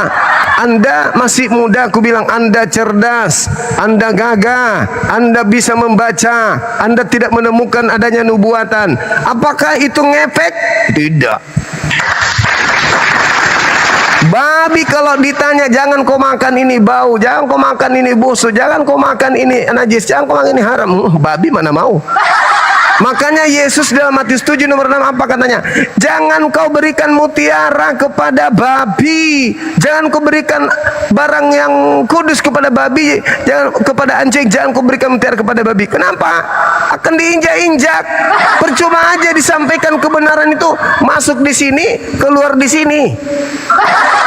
Nggak ngepek di dalam kita begini. Contoh ya, seperti Suki tadi, saya sudah menjelaskan. Besok muncul lagi tuh berdebat, nggak berubah-berubah, percuma. Tapi kalau orang yang menghargai firman Tuhan, menghargai kemudian keselamatan dia, menghargai kemudian akal sehatnya, ketika dia menemukan sebuah kesalahan di hadapannya, meskipun itu di dalam buku yang mereka imani, maka mereka akan muncul kehati-hatian. Bahaya ini.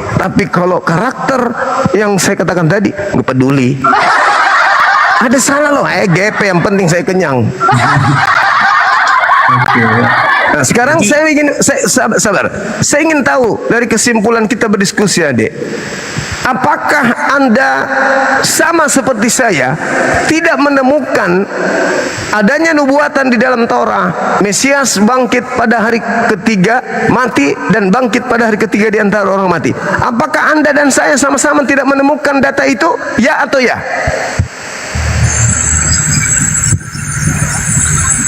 Yang tadi, Bang, yang Mesias tadi di dalam Taurat maksudnya. Yes. Iya. Apakah Anda menemukan atau tidak menemukan adanya Mesias mati dan bangkit pada hari ketiga? Ada atau tidak ada? Anda temukan atau Anda tidak temukan data itu?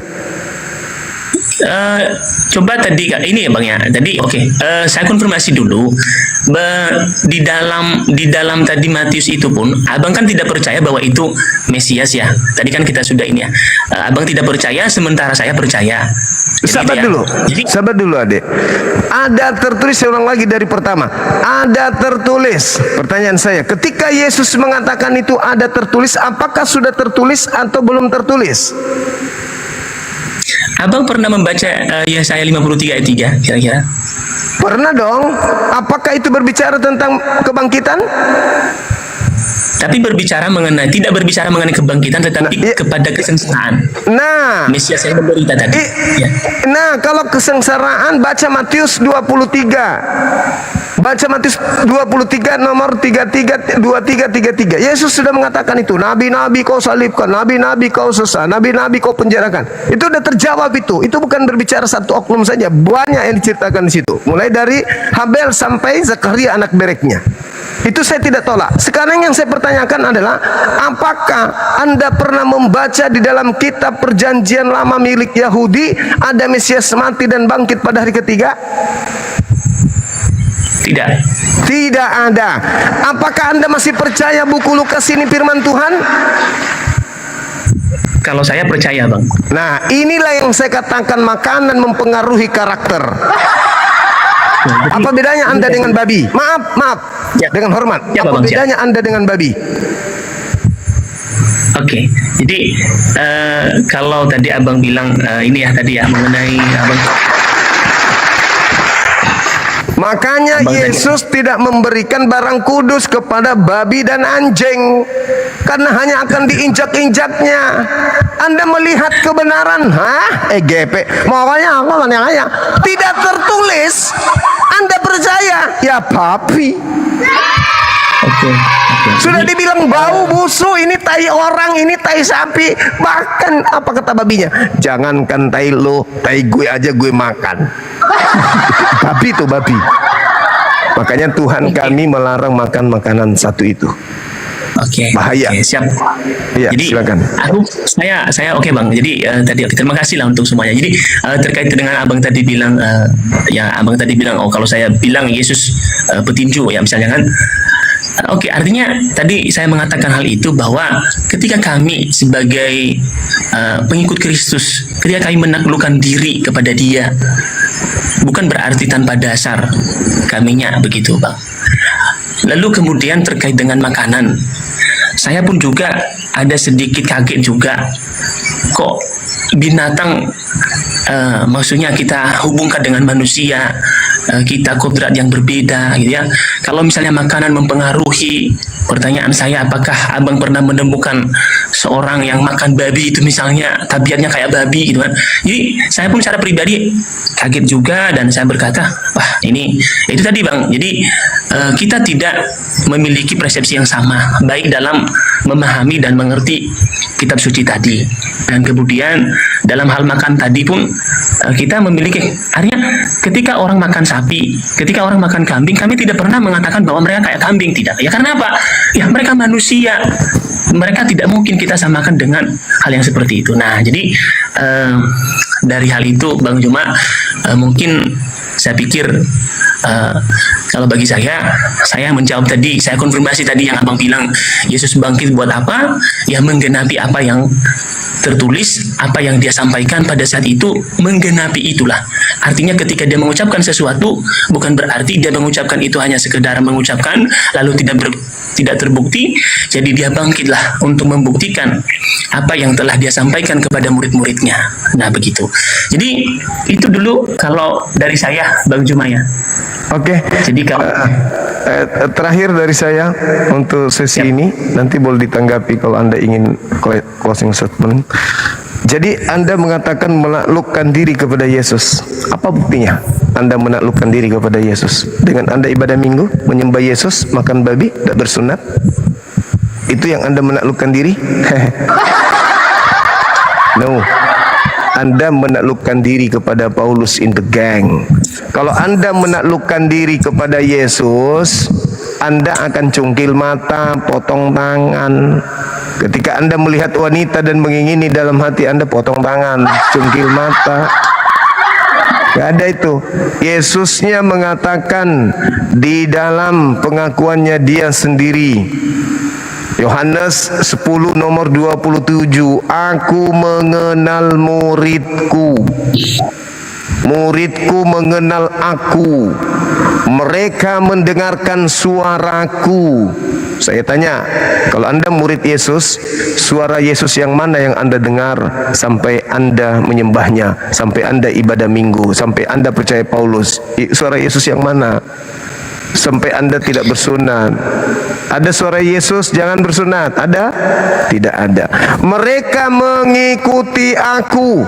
Aku mengenal muridku, muridku mengenal aku, mereka mengikuti aku. Aku ke sinagoge, muridku ikut ke. Aku bersunat, muridku mengikuti aku aku sabat, muridku mengikuti aku menyembah Elohim, muridku menyembah itu. Mengikuti aku. Itu yang pertama. Yang kedua, adik, Anda mengatakan saya kaget, saya baru mendengarkan ada orang dipengaruhi oleh karakternya makanannya. Lalu bagaimana dengan orang yang makan sapi? Nah, saya jelaskan sama Anda. Apakah sapi makan taiknya? Enggak. Apakah sapi makan tai orang? Enggak. Apakah sapi makan tai babi? Enggak. Apakah sapi makan tai kucing? Enggak. Sapi makan makanan yang sudah ditunjukkan kepadanya. Apa yang kau makan? Rumput. Kasih tai sapi, enggak mau. Mending dia mati kelaparan sapi itu daripada dia makan taiknya sendiri. Itu makanannya orang Islam tuh. Lurus makanannya. Anda makan babi, berbicara mengenai karakter, ya ini buktinya. Anda tadi tidak menemukan adanya nubuat tentang Mesias bangkit dari kubur pada hari ketiga di antara orang mati di Taurat. Sorry. Tapi Anda masih percaya? Ya, karakter apa itu? Taimu itu jangan kau makan. EGP. Yang penting gue kenyang.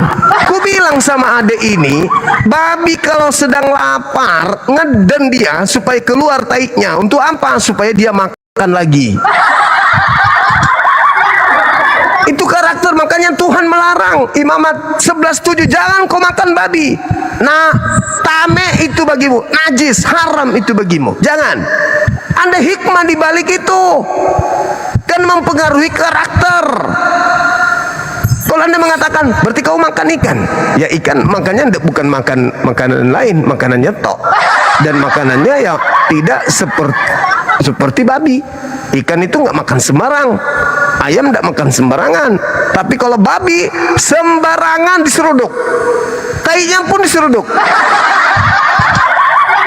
Ya wajar kalau Anda, ya bukan Tuhan juga disembah. Bukan hari ibadah yang benar juga digunakan. Bukan aturan juga dipakai. Ya namanya karakter. Maaf sekali lagi.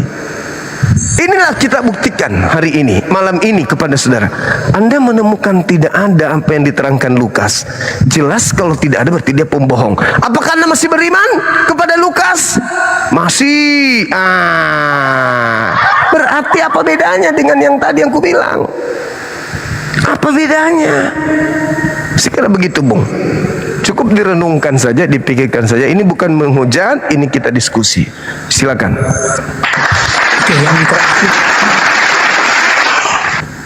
Oke, yang terakhir tadi Abang tadi berkata bahwa bagaimana menaklukkan diri kepada Kristus. Saya secara pribadi menaati ketika Yesus mengatakan kasihilah Tuhan Allahmu dengan segenap hati, dengan segenap akal budi, dengan segala kekuatan. Kami mengasihi Tuhan dan menjaga dan menaati perintahnya dalam kehidupan saya secara pribadi. Dan Yesus mengatakan, tolong tunjukkan, lanjutkan lagi menjelaskan. Tolong tunjukkan mana perintah Tuhan yang Anda jadikan sebagai dasar untuk mengasihi Dia. Karena mengasihi itu adalah mentaati perintah Tuhan. Jika engkau mengasihi Tuhan, Ulangan 11 nomor 1, Yosua 22 nomor 5, Matius 16 bahwa Yesus menerangkan orang yang mengasihi Tuhan itu adalah orang yang mentaati perintah Tuhan Elohim. Tolong tunjukkan perintah Tuhan Elohim yang Anda lakukan itu yang mana? Tertulis di mana itu? Karena yang mengasihi Tuhan Elohim itu adalah yang mentaati Taurat. Ulangan 11 nomor 1. Silakan. Siap. Oke, jadi saya tadi mengatakan hal ini di mana Yesus memberikan makna yang sempurna terhadap hukum Taurat itu, di mana di dalam hukum Taurat itu membawa kita kepada kasih kepada Allah dan juga kasih kepada manusia. Hal yang sama kami juga harus mengasihi, saya secara pribadi mengasihi sesama manusia seperti diri kita sendiri. Itulah hukum kasih yang dimana kami menaklukkan diri, kami mengikuti, dan saya secara pribadi mengikuti ajaran Yesus yang mengatakan di dalam, kalau kita melihat di dalam Markus pasal yang ke-12 ayat yang ke-30. Nah begitu. Jadi kalau tadi 29-nya nggak dipraktekkan. gimana? 29-nya tidak dipraktekkan. Dari Markus tadi 12. Yang berkata apa itu Bang? Yang 29. Iya, pencipta langit dan bumi yang disembah oleh Bani Israel itu adalah Ahad. Oke, jawab Yesus itu ya, hukum yang terutama ialah dengar hai orang Israel, Tuhan Allah kita itu Tuhan itu esa gitu. Iya. Kenapa Anda nggak taat di situ?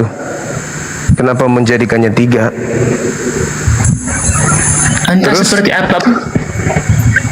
Terus gini Bang, kalau Anda mengasihi, maka Anda tidak akan melakukan sedikit pun gerakan tambahan dari ajaran Yesus. Coba Anda lihat Matius 5 nomor 19. Barang siapa yang meniadakan hukum Taurat meskipun yang paling terkecil dan mengajarkan kepada orang lain untuk meninggalkan, untuk meniadakan, menghapuskan, membatalkan, maka dia akan menempati tempat terhina dalam kerajaan langit. Itu kalau Anda mengasihi Tuhan Elohim, Anda tidak akan meniadakan setitik pun dari hukum Taurat meskipun yang paling terkecil, tetapi mentaatinya dengan teori dan praktek. 1. Mengasihi orang lain, dan sebaliknya kata Yesus, barang siapa yang tidak melakukan itu, bahkan melakukan segala perintah yang ada di dalam Taurat dan mengajarkan kepada orang lain, maka dia menempati tempat tertinggi. Jadi kalau Anda menjadi seorang Kristiani, tidak menjalankan hukum Taurat, tidak kasih kepada Tuhan, mengajarkan anak keturunan Anda juga menjadi Kristen, tidak menjalankan hukum Taurat Musa, berarti Anda membinasakan keturunan Anda. Tidak masuk dalam kategori mengasihi Tuhan dan mengasihi manusia. Yang disebut mengasihi Tuhan adalah tidak meniadakan hukum Taurat meskipun yang paling terkecil. Mengasihi orang lain adalah mengajar, menuntun, membimbing orang lain, utamanya keturunan kita, keluarga kita, untuk melaksanakan segala perintah-perintah yang ada di dalam Torah. Itu baru memenuhi syarat kasih. Tapi kalau cuma teori mengasihi, kayak mana Anda mengasihi? Mengasihi itu mentaati, kasih itu taat kepada perintah Tuhan. Kasih kepada Tuhan, taat kepada perintah Tuhan. Kasih kepada manusia apa itu? Mengajar manusia agar mentaati perintah Tuhan. Ya, Kristen mana perintah Tuhan yang Kristen lakukan? Nggak ada. Jadi, jadi Bang Juma, tadi Abang bilang kan, inilah yang menjadi dasar hidup saya. Entah pun Abang memandang saya dalam kacamata secara universal, dalam mungkin seperti apa Abang mengartikan Kristen itu sendiri. Tetapi bagi saya secara pribadi, ya saya mengasihi Tuhan, saya mengasihi Allah, dan saya mengasihi sesama saya manusia. Kalau misalnya, langsung praktek Adinda. Kalau mengasihi itu maksudnya, mengasihi Tuhan itu maksudnya apa? Ya, mengasihi Tuhan itu artinya menaati perintahnya. Mana perintahnya kemudian untuk menjadi Kristen? Ya, contoh misalnya kasihilah, itu perintah Tuhan misalnya, di mana kalau Yesus tadi Abang bilang itu di dalam Matius pasal 5, jangan membunuh, itu kan hukum Taurat ya. Jangan bersumpah palsu, segala macam. Jangan ya. ada ilah lain. Itu dulu. Yes. Apakah Anda mengilahkan Yesus?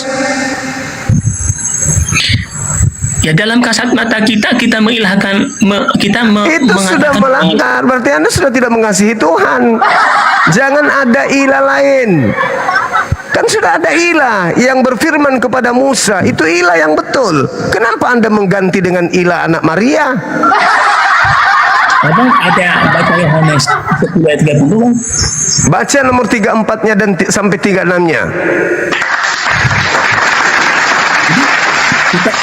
Jadi ya kita mengatakan bahwa ya Bapa dengan Allah dengan Mesias itu ya satu.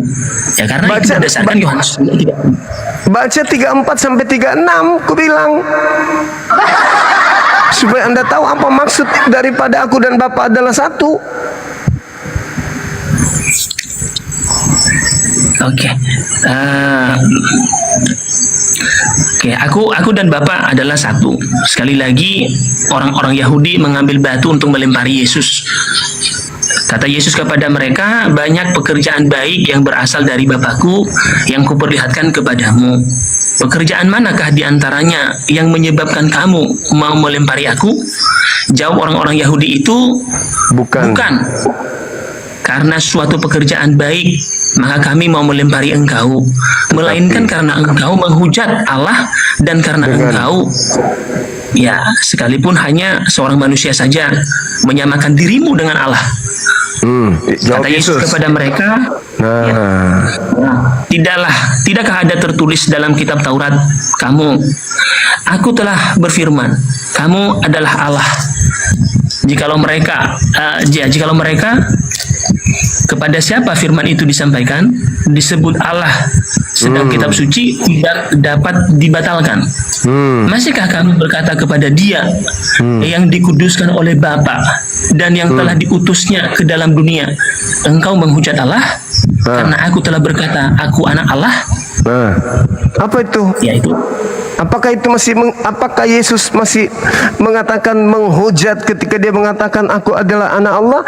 Engkau hanyalah seorang manusia, bukan karena pekerjaan yang kamu kerjakan sampai kami ingin melempari batu, tetapi karena kamu hanya seorang manusia dan menyamakan dirimu dengan Elohim. Apa kata Yesus? Bukankah tertulis dalam kitab Tauratmu bahwa Tuhan telah berfirman engkau adalah Allah? Kepada siapa firman itu disampaikan kepada siapa Tuhan mengutus untuk menyampaikan firman, maka dia disebut Tuhan, maka disebut Allah. Coba Anda baca Keluaran 7 nomor 1. Apakah Musa di situ adalah Allah? Allah. Siapapun yang diserahi tugas untuk menyampaikan firman, maka dia adalah Allah. Musa adalah Allah, Elohim ya. Musa adalah Elohim, Yesus adalah Elohim, Daud adalah Elohim, Salomo adalah Elohim. Kenapa? Karena mereka adalah penyampai firman Elohim. Anda salah memaknai kejadian itu. Padahal Yesus menerangkan, klarifikasi. Tunggu. Sorry lah, aku bukan Allah. Tetapi tolong baca dulu di Tauratmu, bos, bahwa di situ dia tulis siapapun yang diserahi tugas oleh Allah untuk menyampaikan firman Allah, maka dia boleh berkata Allah. Al-Quran surat Taha ayat 14, apa kata Musa? Innani anallah. Kata Musa apa? Sesungguhnya aku ini adalah Allah. La ilaha illa ana. Apa kata Musa? Tidak ada Tuhan selain aku. Apakah Musa Tuhan? Tidak. Musa hanya menyampaikan firman. Ketika Yesus mengatakan akulah Allah, tidak ada Tuhan selain aku, apakah Yesus Tuhan? Tidak. Yesus sedang menyampaikan firman Allah. Itu fakta. Bang Suma bicara nih. Wah, ya ayuhan nas, wahai seluruh manusia, ini aku, anallah, aku ini adalah Allah. Apakah Bang Suma Allah? Tidak. Aku sedang membacakan firman Allah. Yesus sedang menyampaikan firman Allah. Masa gara-gara itu aja kau ingin melempari aku batu? Padahal kalian tahu di Torah, nggak pernah baca Torah ini. Ditertawakan sama Yesus orang-orang itu. Gitu maksudnya, Bang. Jadi jangan ada ilah lain di hadapanku. Jangan kau membuat ilah. Anda sudah melanggar, Anda nggak kasih. Itu aja dulu. Maka Makanya Anda nabrak semuanya karena Anda tidak bisa membedakan mana ilah, mana ulat. Ilah itu hanya yang disembah oleh Yesus. Yesus bukan ilah. Kalau Anda ingin memperoleh hidup kekal, ikuti ucapan Yesus. Yohanes 17 nomor 3, la ilaha illallah, Yesus Rasulullah. Hidup kekal itu adalah mereka mengenal Engkau, satu-satunya Tuhan yang benar, dan mengenal Yesus yang Engkau utus. Titik. Itu baru kasih. Di luar itu kaset rusak. Nah, silakan. Siap. Jadi ya itu tadi Bang Juma, kembali lagi tadi yang sudah saya bilang ya. Contoh misalnya kalau ada ayat itu abang percaya, sementara Mesias yang menderita yang bangkit itu abang tidak percaya. Jadi kalau saya katakan itu tadi kesulitan kita untuk bisa bertemu di satu titik tadi.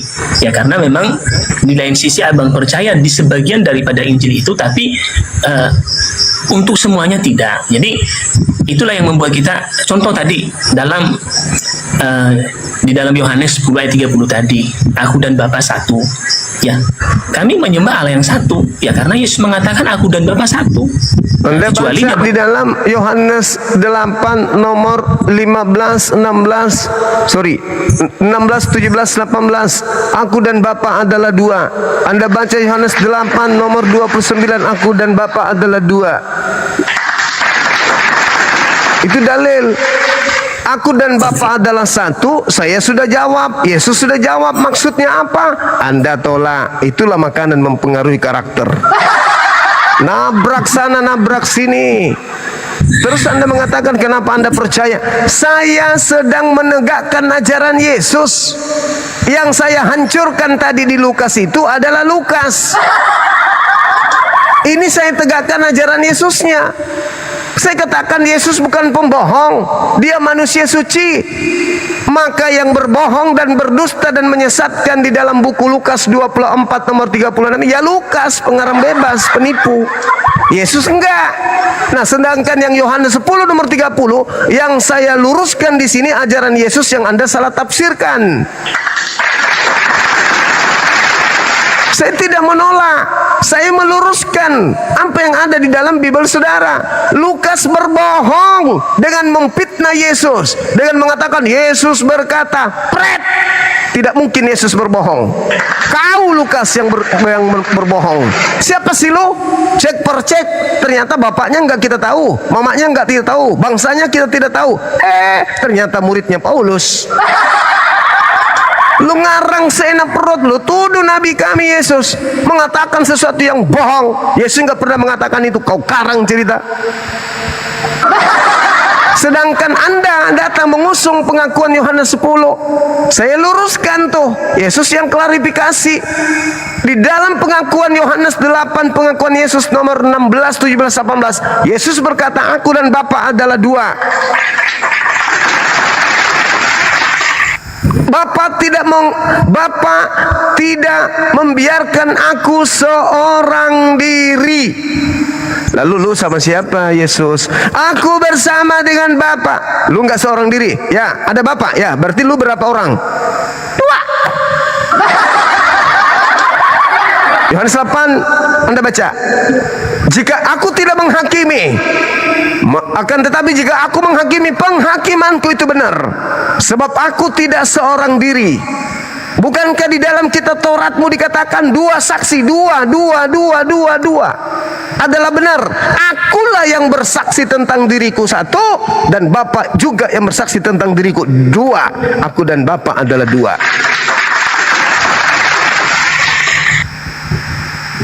Sudah? Hati-hati karakter. Oke, jangan nak berat dalil. Silakan. Oke, jadi itu tadi dari abang pun menjelaskan ayat itu, saya mengartikannya pun tidaklah demikian. Sama dan seperti tadi, di mana tadi dia kenapa orang Israel, kenapa Farisi melempari Yesus dengan batu? Karena dia menyamakan dirinya dengan Allah. Kan dia sudah jawab sendiri, abang. Iya, makanya, ya betul. Ya, jadi. Berarti Musa juga Allah dong. Adakah sejarahnya di mana Musa dilempari batu, bang? Tapi dia diutus sama Allah sendiri. Coba Anda baca Keluaran 7 nomor 1. Jangankan dia dilempari batu, dia disuruh menyembah Fir'aun. Bukan cuma dilempari batu. Apa sih lempar batu itu? Tinggal ngelaat, nggak kena, tidak kena, tidak kena. Musa dan umatnya dibinasakan sama Fir'aun. Untung Tuhan mengangkatnya menjadi Allah. Sampai dia harus belah lautan untuk kabur dari Musa, dari Fir'aun. Cuma dilempari batu. Lama kecil itu. Tinggal ambil jurus tupai, loncat tupai, tupai memakan kedondong. Selesai, batu lagi. Yesus bisa kok menghilang. Masa gara-gara batu aja. Jadi begitu, adek. Oke, siap. Ya. Jadi itu dulu Bang Juma. Terima Oke. kasih untuk semuanya. Ya. Baik. Kalau misalnya ada hal yang lain yang katakanlah tadi seperti Abang tadi bilang Lukas itu, ya itu akan menjadi PR saya juga, ya. Namanya Silakan. kita belajar, ya. Terima Makasih. kasih Bang Juma sudah Jangan diskusi. bosan-bosan kesini ya. Ya, senang bisa Sering-sering. diskusi dengan Saya pun Terima kasih. begitu, Adinda. Oke, baik. Makasih. Silakan bisa undur diri, adek. Terus ya, saya sudah fallback ya. Kita berteman nanti kalau sering-sering kesini. Kalau sudah ada terupdate ilmunya, bawa pendeta kesini atau misionaris yang lain. Bisa Bang Suma akan buka diri untuk berdiskusi dengan siapapun selama orang itu menggunakan akal sehat. Ingat, saya berbicara berdasarkan dalil fakta di lapangan. Jadi kalau saya mengatakan makanan mempengaruhi karakter, itu fakta real. Sedikit lagi teman kita yang tadi, Anda ingat teman-teman yang terkait dengan Lukas, saya akan pelajari lagi. Nah, sudah hampir keluar ndak makan babi nih. Tidak mau tanda-tanda nih, tanda-tanda nggak mau lagi makan babi. Tanda-tanda artinya masih sudah mau menggunakan akal. Silakan saudara Kang Mung Ai. Silakan.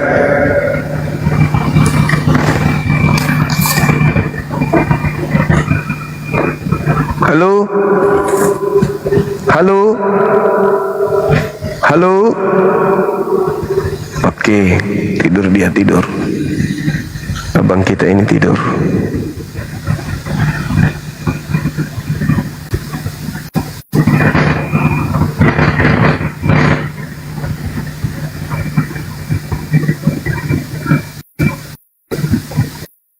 Jaringan ya.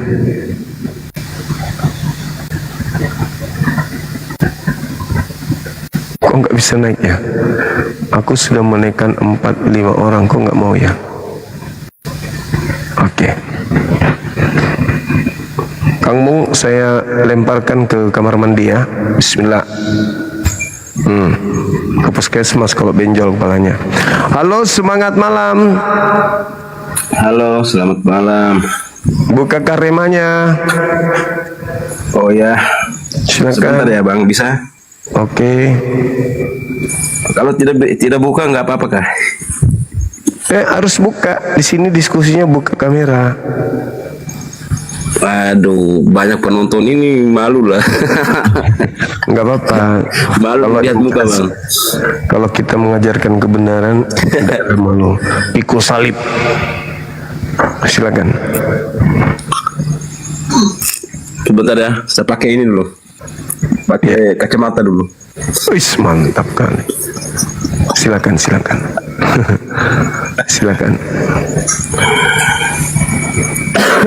Penasaran sih sedikit sebenarnya.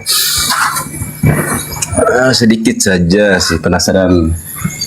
Cuman malu sih mau buka kamera ini Bang, cuma bisakah? Buka aja, saudaraku. Gak apa-apa. Saya yang jelek ini aja Ini buka. guys, 10 juta lebih orang ini. Gak apa-apa.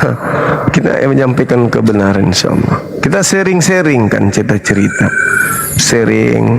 Pakai helm bisa ke pakai helm? Boleh. Helmnya dibalik ke belakang juga boleh. Enggak lah Bang, ini kalau pakai helm juga berarti terlalu ini. Iya, nggak apa-apa. Silakan.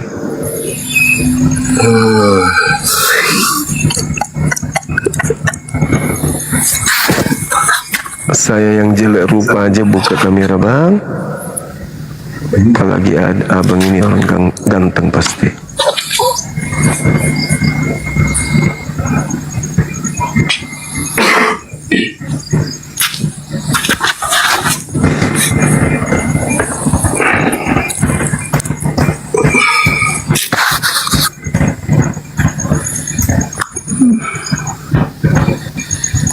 Halo, Bang.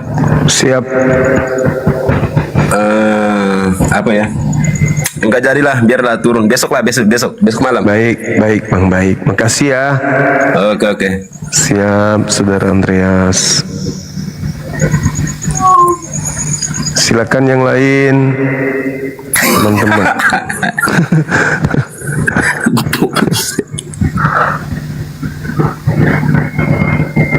Silakan teman-teman yang lain, silakan. Andreas belum percaya diri buka kamera.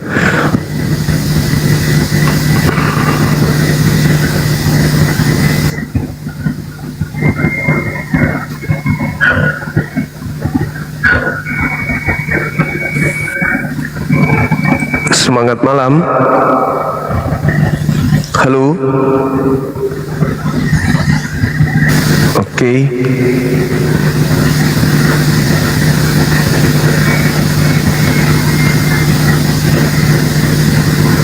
Yang muslim mohon untuk dibatalkan permintaannya abang-abangku ya.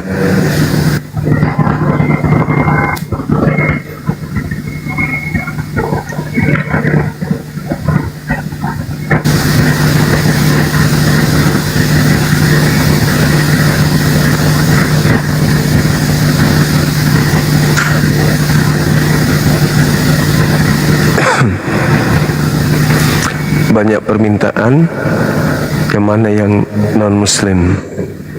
Oh ini mungkin.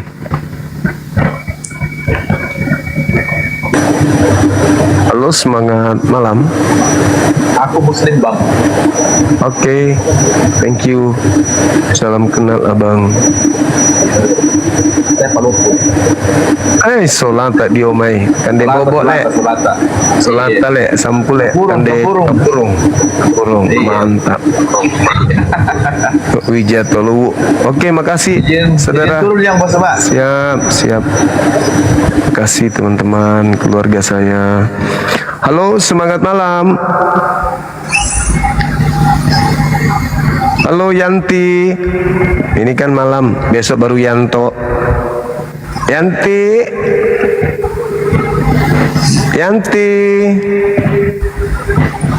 Yo pemon. Yanto juga ini.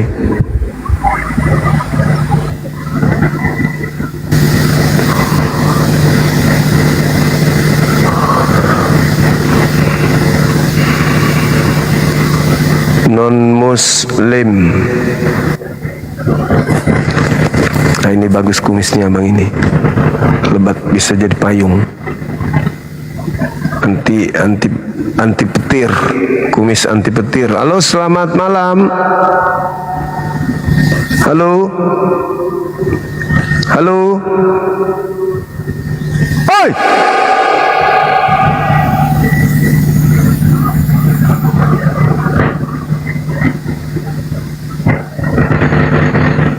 Banyak permintaan teman-teman.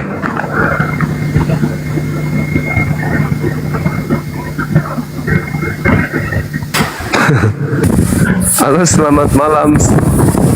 Selamat malam Bapakku, selamat pagi. Monggo buka kameranya dulu Mas. Silakan. Katolik. Fans Anda Pak Lukman. Oh, Masya Allah, makasih. Assalamualaikum. Waalaikumsalam warahmatullahi wabarakatuh. Oh ya, Lubis itu memang banyak mayoritas Islam memang.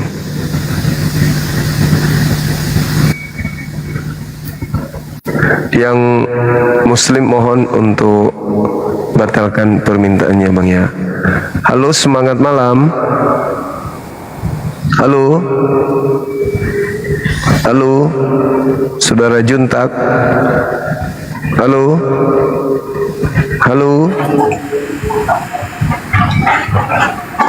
Halo. Ini kenapa ngetik Mikana semua di bawah ini? Kangen sama Mikana. Suruh ke sini. Halo, semangat malam.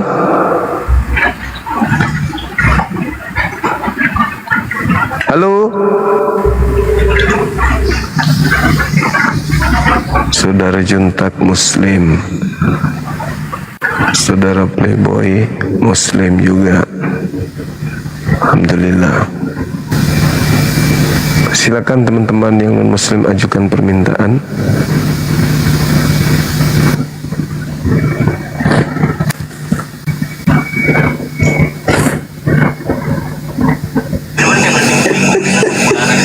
Semangat malam. Halo. Halo. Ya, dari Kristen Abang. Iya, Kristen.